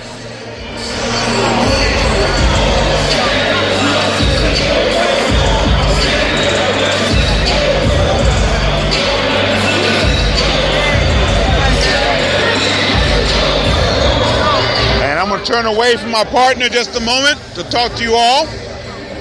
We have just heard that Jarrett Hurd has indeed won a 6-round TKO tonight against Jojo Don from the LaCour Center in Philadelphia, Pennsylvania.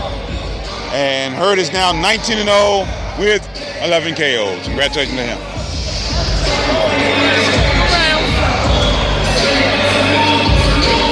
My broadcast partner did not want to know at this time. So I will not tell him. Our main event's coming right up. Travis Severe Reeves taking on Aaron Catroci, and it's for the USBO light heavyweight title. It's not a world title bout. It is for the USBO championship, light heavyweight championship.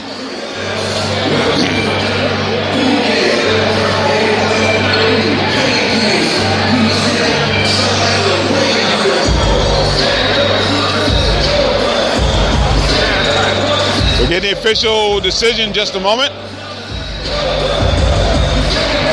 Here's ring announcer Discombobulating Jones with the official decision.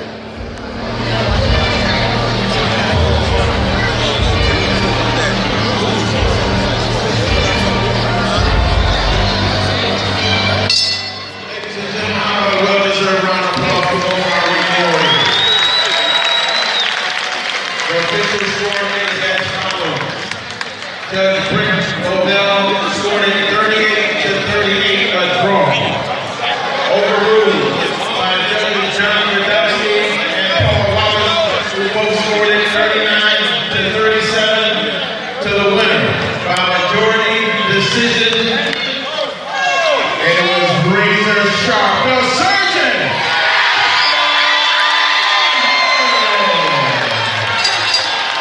A round of applause for that arena. A round of applause for that arena.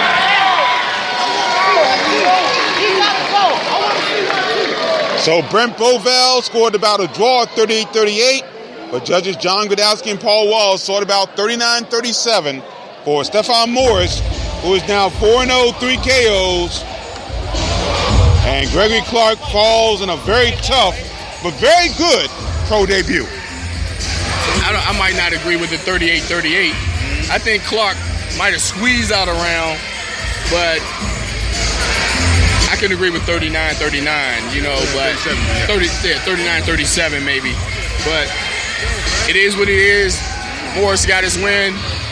Moves on to what, 4-0 now? 4-0, yep. First time without a knockout on his belt, so something he needs. So we'll see what happens in the main event coming up. 10-rounder for the vacant light heavyweight championship of the USBO.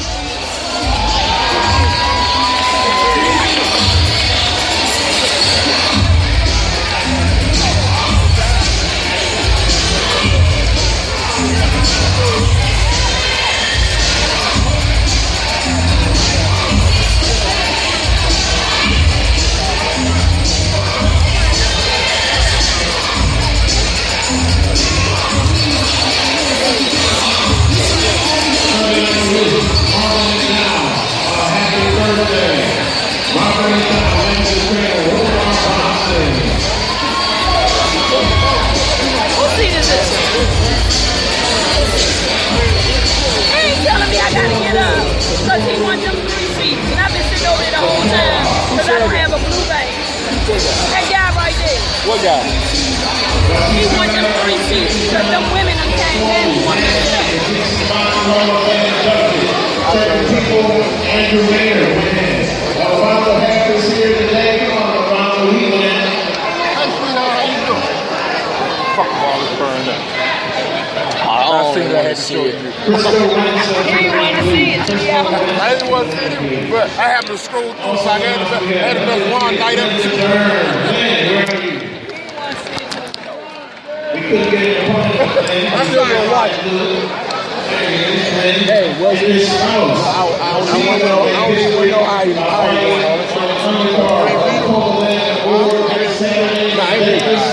Our very own 14-time national champion, Crenshaw Cruz.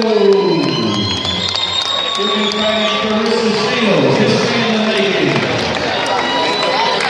Also in the house, we have the undefeated Devontae Tank Davis. Good job, man. Hey, you Also, Bill Jackson, Benson, Dave Griffin. Also now, please give them a round of applause.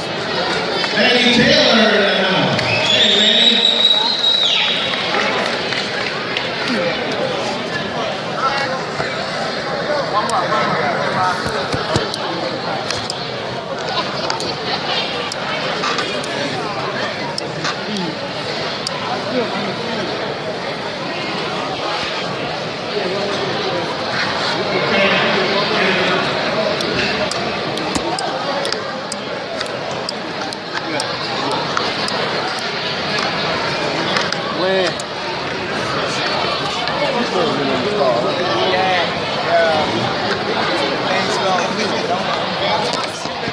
Start rolling the purple. Roll the purple. Roll the purple. Roll the purple. Here we go. Next stage, 443, 794, 1501. It's a touchdown.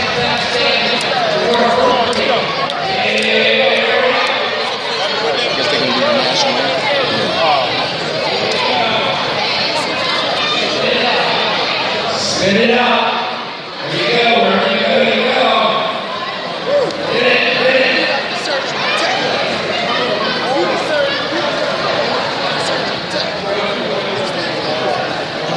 This is perfect.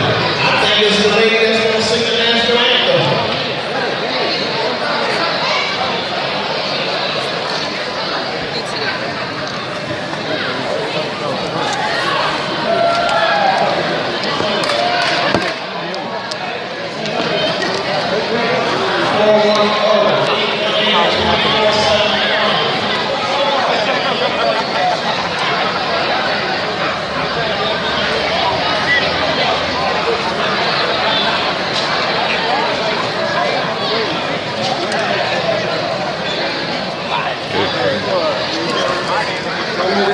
So the color guard will be coming to the ring momentarily, and they will have our national anthem for our main event.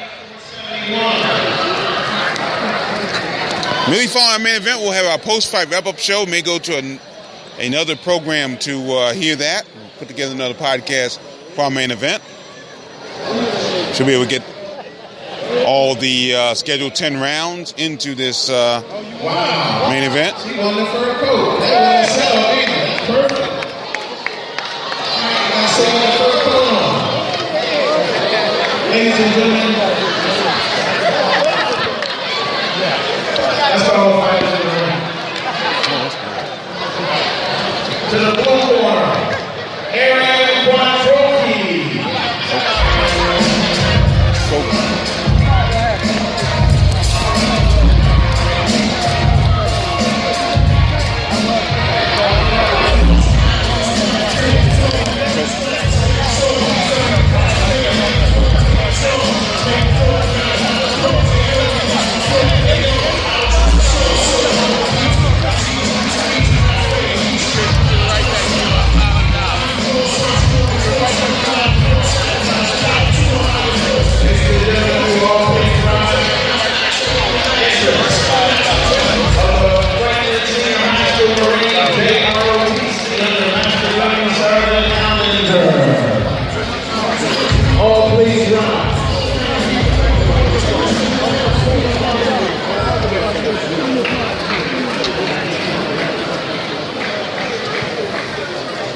Warrior to the ring, please. To the blue corner, Aaron Quattrochi.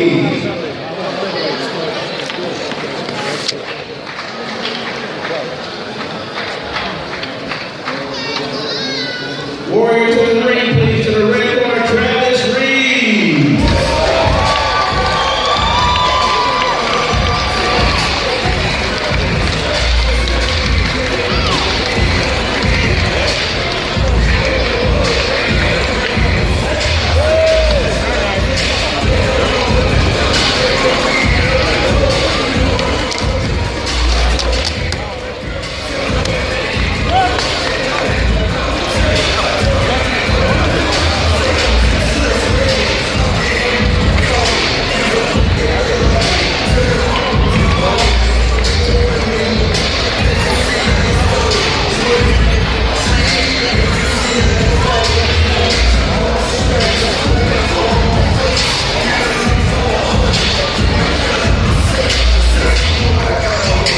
Travis Reeves getting ready to enter the ring. Trying to keep that 6-bout winning streak active.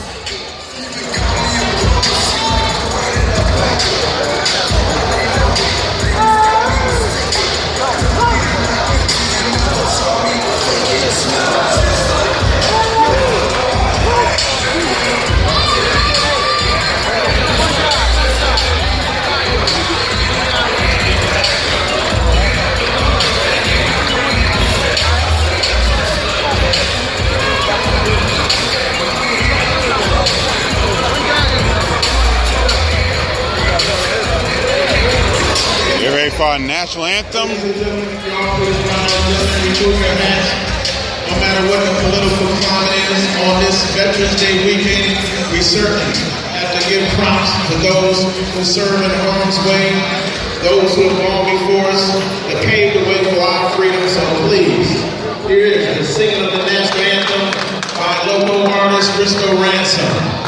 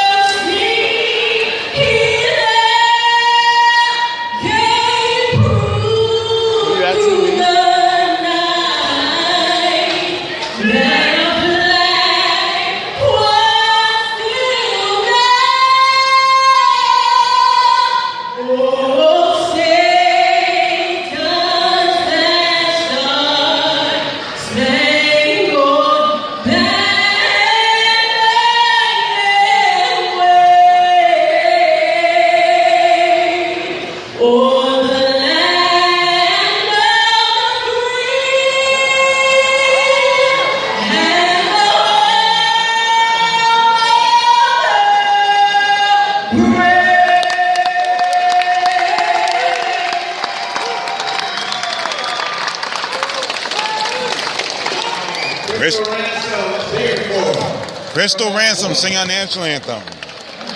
Now back up to Disco by Lane Jones and our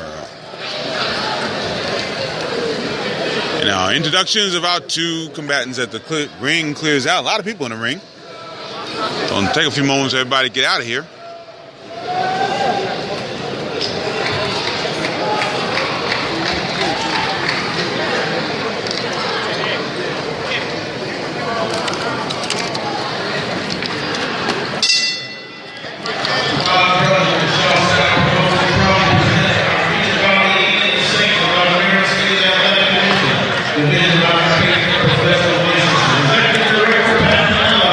Yes. So, from inside the Burns Coppermine Arena here in Baltimore, Maryland, we come to our main event and a moment of truth.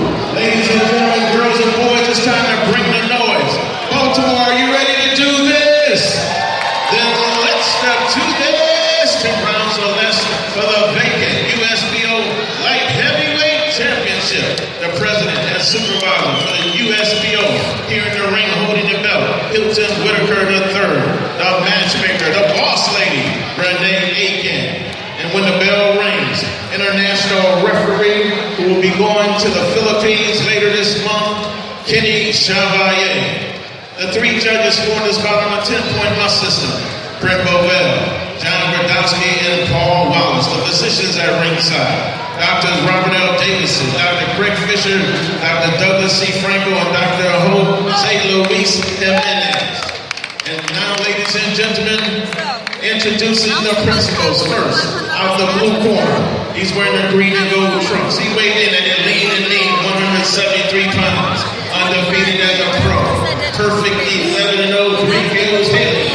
From Collinsby, West Virginia, he's a mountaineer to fear. Ladies and gentlemen, here is Aaron Quiet Storm Quattrocchi.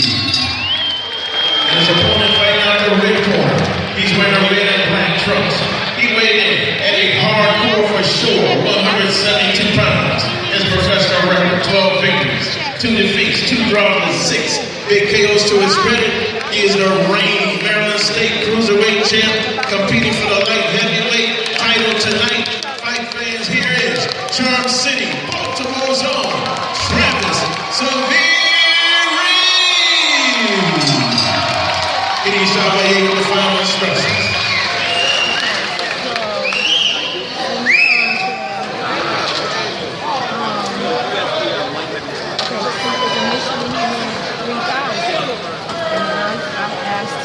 Both men taking their time getting to the center of the ring.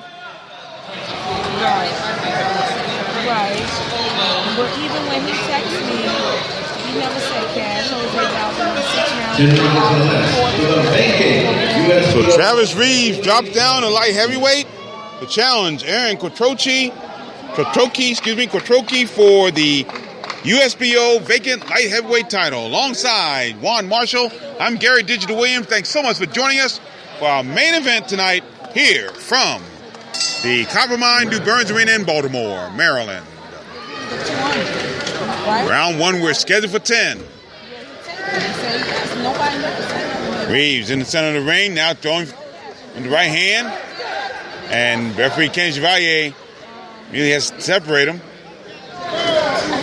Quattrocchi trying to throw a combination from the neutral corner, left hand to the body by Reeves. Quattrocchi, the West Virginia light heavyweight champion. Right hand missing by Reeves. And Quattrocchi lands a left hand to the body. Now Reeves trying to throw double left hand. Right hand missing by Quattrocchi. Right hand over the top by Reeves. Another right hand by Reeves.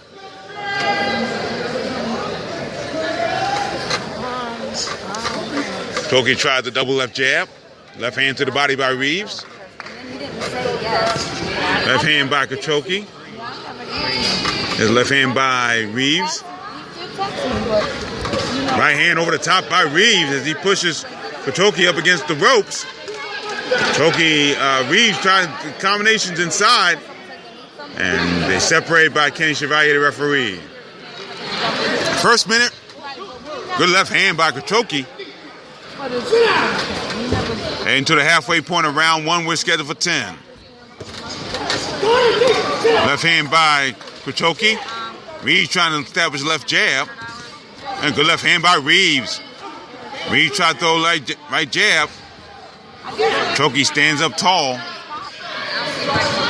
Left hand by Reeves. And right hand over the top by Reeves missing. Quattrocchi's got his guard high up there. As we're heading toward the final minute of the first round, we're scheduled for 10.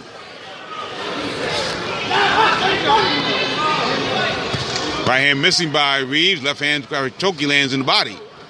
Now Reeves trying to go with this left hand to the body. Good feeling out process here. His first round. Right hand underneath by Reeves. He throws right hand up top. Choki fakes with the left hand. Now tries to land that jab, then throws the right hand over the top. That's blocked by Reeves. Under 30 seconds to go, first round, scheduled for 10. Right hand to the body misses by Reeves. Final seconds. First round, we are scheduled for 10 for the vacant USBO Light Heavyweight Championship. So good feeling out process in the first round going forward. Yeah, a better first round going towards Reeves because Reeves, I think, was able to establish a little bit of power. Because Choki, he seemed like he got hurt. That's why he was grabbing Reeves' head against the ropes, and it took a little while for him to release after getting warned by Kenny Salvalia and let him go. He still was holding on. So I think Reeves got a little better edge in the first round. So a long way to go in this one.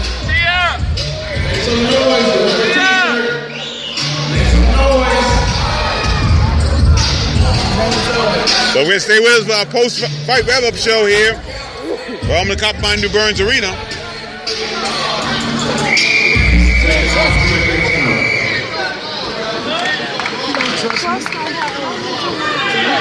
And we get ready to start round 2. We're scheduled for 10. Aaron the Quietest Stone Kotroki undefeated, 10-0-1 with 5 KOs. Travis Severe Reeves 12-2-2 with 6 KOs, and he's won his last 6 bouts. Reeves now trying to start by landing a left hand to the body. Kotroki trying to land the right hand. Now double up with the left jab, missing, but right hand over the top by Reeves.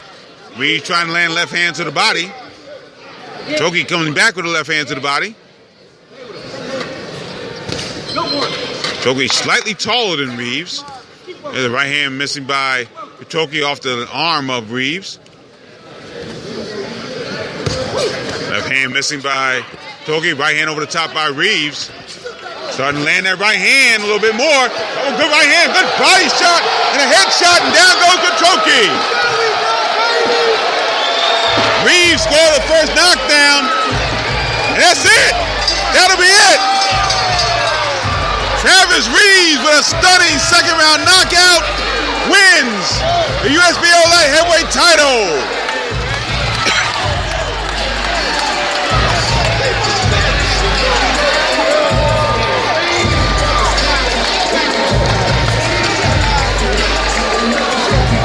So once Travis Reeves found a home with that right hand, it was all she wrote for Aaron Kotroki. And that's what I was questioning in my head. I was like, when he dropped down, did he bring power down, or will he lose power? And according to this, no power at all. He always sets up that right hand perfectly. His last few knockouts, that's what he continued to do. Use his jab to set up that right hand to come over top, and also he landed a couple of uppercuts to add to it to finish the fight. Aaron Kotroki sitting in a sitting position over near the Reeves corner.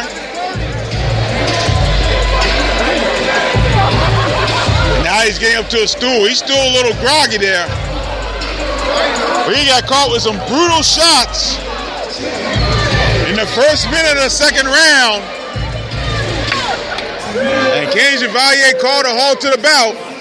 And Travis Reeves, the Maryland State Cruiserweight champ, and now the vacant USBA Light Heavyweight, USBO, I should say, Light Heavyweight champion.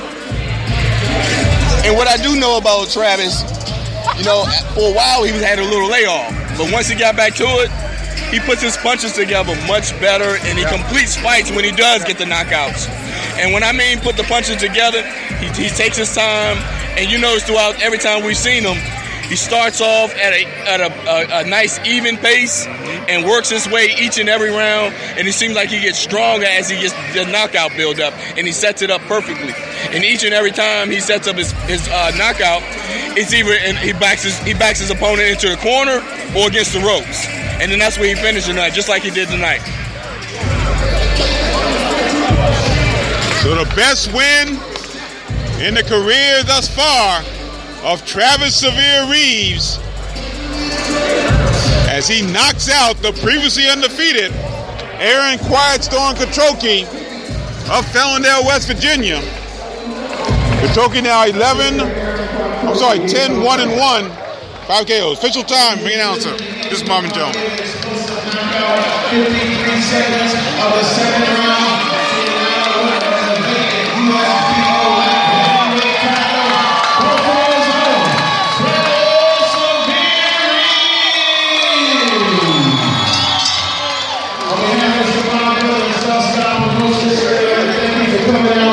Stay tuned for the next edition of Baltimore Renaissance Boxing. Thank you, God bless. Do something for a veteran this weekend. He did amazing. They don't have to go home, but they got to get out of here. Take us out. Peace. Oh, I'm sorry. Of course.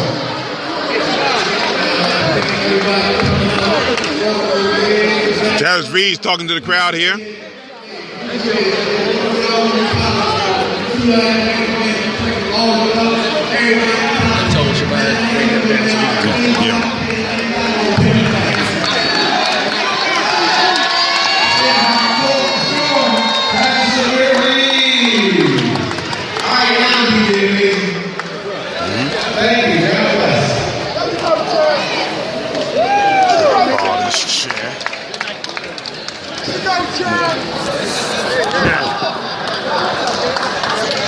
From the Coppermine Du Burns Arena in Baltimore, Maryland, this is the Boxing Along the Beltway post-fight wrap-up show. The Boxing Along the Beltway post-fight wrap-up show is brought to you in part by UndisputedBrand.com. Visit UndisputedBrand.com for the finest in boxing and mixed martial arts apparel. Undisputed Brand, the brand true champions wear. And by Real-Time Pain Relief. From boxers to ballerinas, from shoulder pain and muscle sprain, Boxing Along the Beltway recommends Real-Time Pain Relief, the fast, safe, plant-based ointment. Rub it on, the pain is gone in real time. I'm Gary Digital Williams alongside Juan Marshall, where we just completed the card, the Shawstyle Promotion Shabazz Brothers card here from the Coppermine Du Burns Arena in Baltimore, Maryland, and it ended with an explosive knockout for the now USBO light heavyweight champion, Travis Severe Reeves, who raised his record to 13-2-2, 7 KOs, his 7th straight victory, and he gets the win over the previously undefeated Aaron Quiet Storm Katroki of Fellendale, West Virginia. Aaron Katroki's shaking Travis Reeves' hand in the ring. We hope we get the brand new USBO champion to come join us. Again, one of the keys was, as Juan Marshall said, one of the keys was Reeves being able to come down to light heavyweight and still bring his power down with him. Well, in the second round, he did exactly that as he exploded on Katroki, landed some crushing left and right hands, and dropped Katroki to the canvas for the count. Referee Kenny Chevalier didn't bother to finish counting, and the bout was over. The time of the knockout, once again, 53 seconds of the second round. So hopefully just a moment we'll get a chance to talk to Travis Reeves. Thank you. Well, let's see. Now I think they're going to take him to the doctor, so I don't think he'll be able to do the interview. We hope we'll come back. We'll be on the air, and if not, we'll get an interview with him afterwards.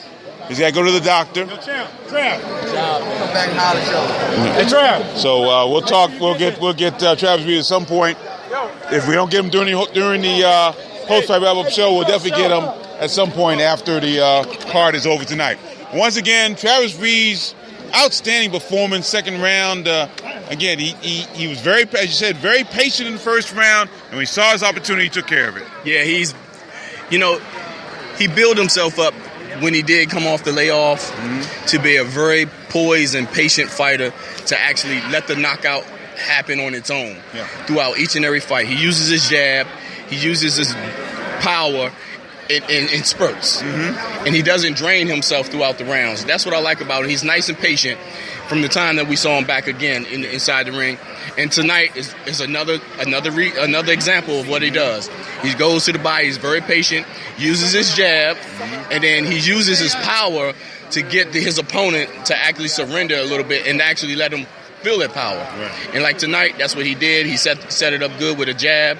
He backs his opponent up into the ropes and was able to land the jab and then the overhand right, and then he followed with an uppercut and then an overhand right, and then he came back with another uppercut to finish the fight. Yep, no question about that. So once again, the time of the knockout, 53 seconds of the second round. Travis Reeves now 13-2-2, 7 KOs. Aaron Khashoggi now 10-1-1 with 5 KOs. So we had a couple good feature bouts here tonight. Reeves with an explosive knockout. And I think one of the better bouts of 2016, in all honesty, was Stephon the Surgeon Morris winning a 4-round majority decision over Gregory Glizzy Clark out of Washington, D.C. Stephon Morris goes the distance for the first time. And he had to face a taller opponent in Greg Clark, a guy who was coming to fight, even though Morris tried to start off the fight very early, and was able to fend Clark off down the stretch. And Greg Clark, like I said, his amateur career, he was a scrapper every time in his complete amateur career. He never was patient. He always battled in each and every fight as an amateur, and he brought that right into his pro debut. And Morris wasn't expecting that kind of fight, but his coach said this is the kind of fight they were expecting. And he did very well in actually being poised. He wasn't, he was very patient, and he used everything he had to do to get this fight won. And it wasn't a knockout like he always used to. So every knockout fighter needs this kind of fight to actually slow them down a little bit, and it teaches them to actually use what they need and to what they used in the gym to actually bring it to a fight. And that's what he needed today. So Stephon Morris now 4-0, 3 KOs, and Gregory Clark falls in his pro debut, a really tough pro debut. I think we'll be hearing a lot more from Gregory Clark in a little bit. Before we go, I got to talk to our matchmaker tonight who did an outstanding job, and that is indeed the boxing diva herself, Renee Aiken. And Renee, fantastic card. Congratulations. Thank you. It's always a pleasure to come to Baltimore, especially when I know I'm going to sit ringside with my famous friends over here. But yeah, we definitely did our thing tonight, and I think that the fighters came to fight, and I think it was a good card. Travis, we had a press conference on Thursday, and Aaron was really shooting it out, talking a whole lot. And so he said he was going to do it in the ring, but Travis shut it down. No question about it. Go ahead, Mark. And what I saw the press conference, and like you said, he was very confident. Yeah, and Travis was low key, because he knew what he had to do in the ring. But he was very confident. The way he was talking, it seemed like he knew he was going to win this fight. Right. And now tonight, we see how the patient Travis was. The same patience he showed at the press conference, the quietness. He brought it to the ring and did his job and got the knockout. Good enough. So where do your travels take you? Okay, well, I'm still a matchmaker, but now also a promoter. Okay, talk about that. I ran in April in the Catskills, and then I ran October 1st in Trenton. That was my first show of that caliber. I'm running again January 21st, and Zab Judah is my main event. Okay. So we take Zab Judah is also her nephew. Right, my nephew, and we're taking on a whole different type of show. Okay. But I am still matchmaking, and I'm running again December 3rd in Atlantic City. Okay, sounds good. And even with saying like you're taking on a whole type of show, the business of boxing is different now. You got to bring good quality fights to maintain the balance of fighting for the fans. Because fans want good fights when they go to these cards. And I notice that's what you're trying to put together all the time. I see it right here, an example of it. And it's very hard to fight competitively, to match competitively, because the fighters don't want to fight anybody today. We're dealing with a whole different style of fighter. We're dealing with a whole different mentality of a fighter. Years ago, fighters... And what is so amazing to me is that when you're in the amateurs, you don't know who you're going to fight. Exactly. Now that these fighters have the choice of fighting who they want to fight, nobody wants to fight anybody. So it's very refreshing to work with fighters and promoters who want to put on good fights. And Shabazz Brothers and Short Style really, do that. They want good quality fights here in Maryland. And, I mean, we see an example of it tonight. No question about that. But just pass this message along.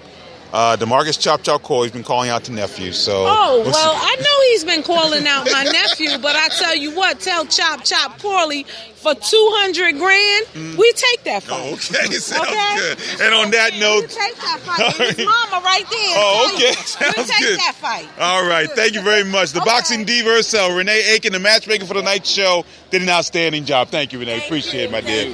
Thank you.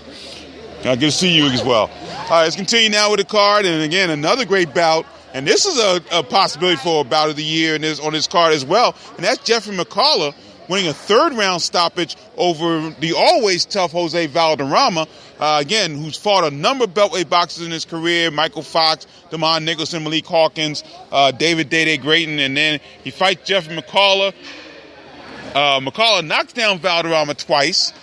But then, that was in the first round, but then comes very close to being knocked down himself and managed to come out with a third-round stoppage at 122. Yeah, the back and forth, I wasn't expecting in this fight because, for one, with Valderrama, the thing I was more concerned of is him fluctuating in weight classes, going up and down, and you're not sure what power you will see from him. Right. And in this fight, I thought that was going to be the same reason until he came back to knock McCullough, almost knock McCullough down. He had him on rubbery legs at one point in time. No but to me, it seemed like McCullough, all he needed was that bell to ring, get that 1 minute rest, and then he was able to come back and stop.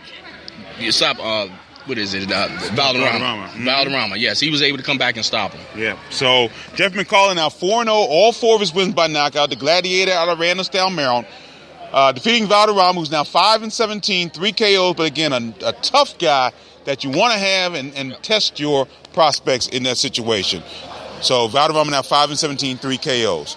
Another solid good bout, really good bout. Devin Butcher out of Baltimore, he was able to bounce back from his knockout loss his split decision loss, to Neil Goyko back in May at the Maryland State Fairgrounds on the last Shabazz Brothers and Short Style Promotions card. He won a 4-round unanimous decision over Eric Govan, the immortal Govan out of Germantown, Maryland, and that was despite Govan knocking down Butcher late in the 4th round. And that's where he lost those 2 points going at 38-37 for a unanimous decision. But my concern, it wasn't really a concern. The thing I was going to with this bout, I thought it would be a 50-50 edge to either fighter. Because the reason why I say that, we're used to both fighters starting off kind of slow and even give them a little spurt of boxing in the middle rounds and then dropping off at the end. Right. And today, Govan kept that same streak going up until it was the 3rd round. Up until the 3rd round. The 4th round, actually up until the 4th round, when he was able to knock Butcher down. And that's where I saw the past Butcher come back and was stepping off a little bit. But even with that round of getting knocked down, he was able to win the fight early on. Right. And that's what saved him in this. That's what gave him that 1 point advantage. No question about it. All 3 judges scored about 38-37 for Butcher, who's now 6-1 with 3 KOs, and Eric Govan falls to 5-2 with 3 KOs to his credit. Also on the card tonight, we saw a very solid performance by a man by the name of Gaibatullah Ghazaliev out of Dagestan, Russia, by way of now fighting out of Brooklyn, New York. We called him Double G because it was just so hard to get that name out of it on a regular situation. And he won a unanimous decision over Moises Antonio Delgadillo, who was incredibly tough from Mexico, and just a big time win there. Let's see. Title fight in. Let's talk about Kenny Chevalier. What channel? Talking to Kenny Chevalier. Philippines? It'll be November 26th, and it's the light flyweight IBF World title. All right, Yeah. congratulations. Okay, Wish you thanks, very, guys. All very right. best luck on that Always one. a pleasure. All right. Guys, thanks, man. Okay. Seeing you again. So, Good show tonight. good show indeed. Kenny Chevalier, who's one of the referees, and again, he has been throughout the world, number of world title fights, both here and abroad, and he goes to the Philippines at the end of this month. As you said, Gabatula Gazaliev out of Dagestan, Russia, now fighting out of Brooklyn, New York, and he was as accurate as you could possibly be in this situation throughout the night. And Moises Antonio Delgadillo wasn't going anywhere, it seemed. And that was the weird part about that, because Double G, as we called him, hit Delgadillo with almost every punch you could possibly think of. He even hit Delgadillo with a low blow and got penalized for it. He was actually hit with a number of low blows, and referee Dave Braslow finally did take a point away. But Delgadillo wasn't going anywhere, but Double G was just so accurate tonight. Delgadillo, he was out of all the fighters tonight, not taking anything away from those, this was technical fighter of the night. Double G, yeah. Double G, we're going to call him. Yeah. And technically sound, he knew how to set up punches off of counter punches that Delgadillo set up these names tonight. Yeah. And he was able to set up punches from his counter punches that was thrown toward him. That I'm saying Double G was. Yeah. And he was able to slip punches and counter punch and be able to step out at the same time, all at once, and able to land those shots. Yeah. And he was everything I'm thinking of that a boxer could do. He was doing it tonight. No question about that. With power. With power, yes. The judges scored about 58-55 and 59-54 twice. Depending on who you believe as far as record's concerned, Fight Facts has now Double G at 16-3 with 12 KOs because of his work in the World Series of Boxing. He was in there for a long time. Juan and I had a chance to look it up between fights, and he fought in the World Series of Boxing 2010, 2011, 2013, 14, 15, and he had one bout this year before he made his quote-unquote pro debut. It was like 11-3. Right, yeah. So overall, he's listed at 16-3 by Fight Facts with 12 KOs. Brooklyn, New York's BoxRec has him at 3-0 now with 2 KOs to his credit. So, and Moises Antonio Delgadillo falls to 18-17-2. So a good performance there. Also on the card tonight, Vladimir Pierre. He's out of New York City. He won his pro debut, and a tough pro debut, over Jonathan Baxter of Washington, D.C. All three judges scoring about, I take it back. It was a split decision, a 4-round split decision over Jonathan Baxter. Kenny Chevalier John Gradowski scored about 39-37 for Baxter. Both Kenny Chevalier and Paul Wallace scored about 39-37 for Pierre. Bout could have gone either way. A draw would not have been out of the question. And it was a good bout for both men. Yeah, both. Baxter actually started off a little better to me, but I saw that Pierre was trying to counterpunch early. But as the rounds went on, he was able to land that counter shot, which acts on consistently at points and times throughout the rounds. And I think that's what gave him the edge. And I think it was the third round, the way he finished that third round, Pierre, I'm talking about, the way Pierre finished that third round, which that's what solidified to me for, the way for the judges. I think it swayed the judges to take a round for him. And that's what gave him the two judges scored 39-37. And it worked out perfectly for him. A pro debut, starting off with a tough fight, and with a tough fight like that, I think every fighter should have. I'm not saying tough, but at least competitive. Yes. And that way they can move forward in their careers. In fights like this, the way boxing is today, I think every fighter should have these type of fights going on if they want to compete in the way the boxing world is today. No question about that. So Vladimir Pierre wins his pro debut, and Jonathan Baxter falls in his pro debut. Also on the card tonight, Taylor Page in his pro debut scored a first-round TKO over Charles Carroll of the Bronx, New York. Page was really solid in the bout early, and he made very short work of Charles Carroll tonight. Yeah, Page technically sound far as him putting his punches together to create the knockout that he did. And it was just the overbearing power, that made him win this fight. And it showed because he started landing those early punches. And like you said, in the first round, It was a first round TKO victory. Referee saw enough. And one key thing about the ending this whole the podcast right now, one key thing is the referee is to protect the fighters. Right. And in this situation, that's what the referee had to do, because you don't want fighters to take unnecessary punishment, and that's what Page was doing. Mm-hmm. He was putting punishment on Carl. Okay. Yep. So once again, Taylor Page wins his pro debut. And our opening bout tonight, Ruslan Shamalov, also from Russia. He's out of Cherkasy, Russia. He scored a second-round TKO over Rex Harris of Wilkes-Barre, Pennsylvania.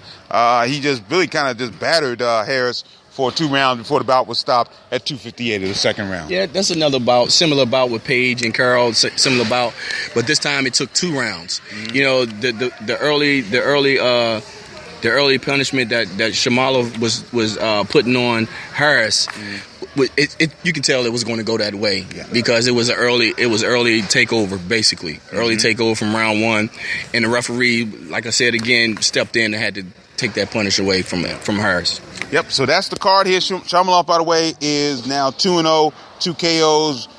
Rex Harris falls to 3-4-2 with 2 KOs. So that's the card, and it wraps up what has been a really exciting weekend for beltweight boxing, and not always on the positive side. Of course, as we saw at the 2300 Arena this past Friday night, 2 guys on the card from the beltweight took it on the chin, and one did it literally, and that was Jerry Odom, who lost a 5th round TKO. He could not come out for the 6th round of his bout against Tennille Goyko. And again, Goyko has fought so well against beltweight boxers in his career. He's 3-1 against beltweight boxers, winning, knocking out Jeremy Trussell, winning over Devin Butcher, and also now winning over Jerry Odom. That's a big win against Jerry Odom, a guy that, again, 2012, he was not only the Golden Glove national champion, but he also was the boxer, the boxer of the tournament that year. He was the outstanding boxer of the tournament, and ever since then, it's been kind of, off and on. Early on, it was very easy for him. First round knockouts. And then he had some tough bouts. He had lost the disqualification. He was able to avenge that. But then the knockout to Samuel Clarkson, and now the knockout to Tennille Goyko, who had an under 500 record going in. He's now even at 9-9 with 1 draw. And you just can't have losses like this. You expect to be a real good prospect going into being a contender status in this business. And also with Odom, it seemed like he's one of those fighters that once he left this area, I'm not going to say left the area, but it's like he started fighting on locally. But when I was going to gyms, I never really saw him in gyms around the area where you can actually go talk to him. He was training out of town. Yeah, and for some reason, I wonder if that made a difference. Yeah. Did he train like he was supposed to? Mm-hmm. Or because was he expecting, when he stepped up, was he expecting to be in these type of fights this soon? Mm-hmm. Was he prepared to fight these type of fights this soon? Mm-hmm. And now you're wondering, with a guy that was at 11-0 with 11 knockouts at the time or something like that, 11-0-1, was it a shocker to him when he was fighting opponents that normally he would knock out? When those change opponents were still standing in front of him with that knockout power that he was putting on them, they were able to withstand it. Yeah, and fight back. So was it a shocker to him that way? But it's only he knows what the change was and what the difference was of being in those kind of fights.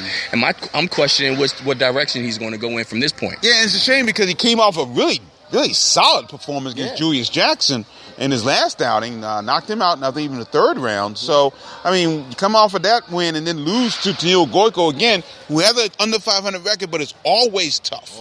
Always has been tough, and that's a tough loss there. Also in that card, Linwood Dozier also lost on that card, a 6-round unanimous decision, his loss. And of course, in Iowa, Sloan, Iowa, Malik Hawkins wins a 6-round unanimous decision over his opponent there, a guy who had a well under 500 record, but he did go to this with 6 rounds, and he's fighting some tough guys as well as he continues to progress in this business. And what I like about Malik Hawkins, well, it's one thing to fight locally, and then it's a totally different thing to be televised majority of your career because you held under the standard of looking good all the time. Exactly. And because you're fighting in front of the world basically, or in front of your whole nation, based on depending on the network. And when you fight at a certain level like that, you have to keep maintaining. Your opponents have to get tougher and tougher and tougher each time. And plus, when you're fighting on the networks, that means they're expecting you to get better each and every time in order for you to stay on the networks. Right. You know, and so we're going to see where his career takes him, and we're going to see how everything happens with his career. Hopefully, everything keeps going on the up right now, because that's the way it's going. And Calvin, he has a great trainer. Calvin knows how to move him and knows the right fights to take for him. Right. And hopefully, you know, like we said, we get an opportunity to keep him on television and keep watching him perform. Okay, good enough. All right, so as we get ready to close here, we definitely did not want to leave this Post-Fight Rebel show without talking to the brand new USBO light heavyweight champion. He is Travis Severe Reeves. Congratulations. 7th straight win, and this one probably, I think, your best so far. Second round knockout over Aaron Katrokji, who apparently talked a lot of trash at the weigh-in. You did not, and you gave your answer in the ring tonight. First of all, congratulations, and second of all, set up that knockout. How did you get that knockout going? Oh man! First of all, thank you for having me on the show. I came out. I really didn't know what to expect. I didn't know anything about the guy. Like I say, and he doing a press conference was crazy. That's my first time in a press conference. But the crazy thing was about the whole thing was, we was giving information about me. He turned around and used it against me in the press conference. So that's a lesson learned for us. Like, man, don't say nothing about me in the press conference because my guys, he just ran with it. So okay, so into the fight. Like I said, I didn't know what kind of style he had. I didn't know if he was strong. Of course, I think he had 3-4 knockouts. He was undefeated. You can't have count an undefeated guy because whoever he put in there, he got him out of there. So I just really didn't know. I wasn't really conservative though because I ain't trying to give up no rounds. So going out there, I was trying to catch him, at least hurt him, touch him. You know what I mean? Just see how he kind of respond. And I hit anybody going to sleep. So I just want to touch him to see how he respond. He weathered through a few storms. So I made it through the round. I said, all right, I can do this for 10 rounds. I can stay calm, relax, and just every now and then throw a couple hard shots, see if I can catch him in between. So going into the second round, same thing. I went out there. I heard him. This time I heard him, though, and he couldn't hide it. And I saw in his face, I didn't want to get too excited when I seen the shit. And then I just let the combinations go. And then that's when I caught him right here. You actually, when we noticed, at least I noticed, you actually heard him in the first round. Remember, he kept grabbing your head, and Kenny Chevalier said, "No, let him go," and he kept holding. So, and that was, to me, that was a response that he was hurt from a punch. You're right. And then what I also liked about the way you fight, from the first time we started, after your layoff, you came back, you were more patient. With setting up your punches, using your jab a little bit more to slide inside. And now you started, when you get inside, I know when you get an opponent against the ropes and you get them in the corner, they're going to get punished. Because that's what I started to see every single time. With this, did you see a time where, like you said, you saw him get hurt, and then you stepped it up in order to finish the fight? Yeah, and that's the first round I saw. I know I caught him, but it wasn't clean. It was like it was a good shot where it dazed him, but it wasn't like when you hurt somebody. So when I caught him. From the first round, I caught him, but it wasn't clean. But at least he know he ain't gonna take no stupid chances. So that was like more like a respect thing. You know what I mean? Now I can. If I want to box for you guys some finesse, I can do that. Now he got to worry about my power. I don't even got to throw it. Now, as long as he know I got a gun, he ain't gonna come try to ride me. So second round, the same thing. I was gonna pace it out. And then, but I heard him with a couple shots. Oh yeah, let me get him out here now because I don't know if this dude. Because I didn't know if he was bluffing the first round. Coming out because he came out a little bit of different pace the second round. So I said I ain't gonna fall for the banana and tailpipe. So let me just stay calm. And you see how he was trying to get the angles and stuff on. I'm gonna fall for that. And then once I got him, I said I'm getting him out of here. And now in your career, the way it's going, the business side starts to take effect because what you're doing, what I see, you're taking better and better fights against more and more opponents that has pretty decent records, but also have records where they were moving up. Yes, sir. So he's making competitive. So from this fight on, what's next for you? Because now you got a couple of belts under your under you now. So which direction you're going from this point? Along those lines, just not to cut you off, but along those lines, where will it be? Will it be a cruiser or been light heavyweight? You're successful with both now. I'm at light heavyweight now because I feel stronger, I'm faster, I'm quicker, and almost like I didn't lose any muscle getting down here. So that was key. And that was one of my main concerns, dropping down from cruiser to light heavyweight. Right.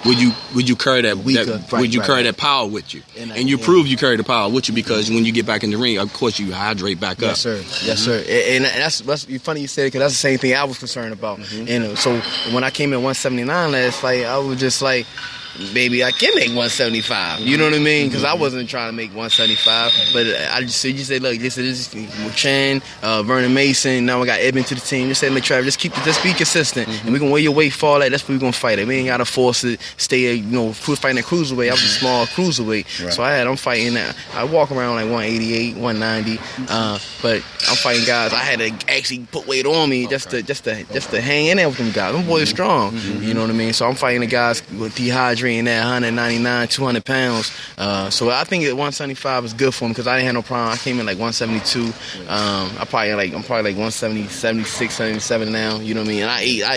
I can't eat like I used to because I was trying to hide when I was the night before I was eating. I was getting full. Like before, I ain't really just go pig out before until now. So I couldn't eat. I can't eat like I used to. So that's a good thing. Now one thing added to what you've been doing.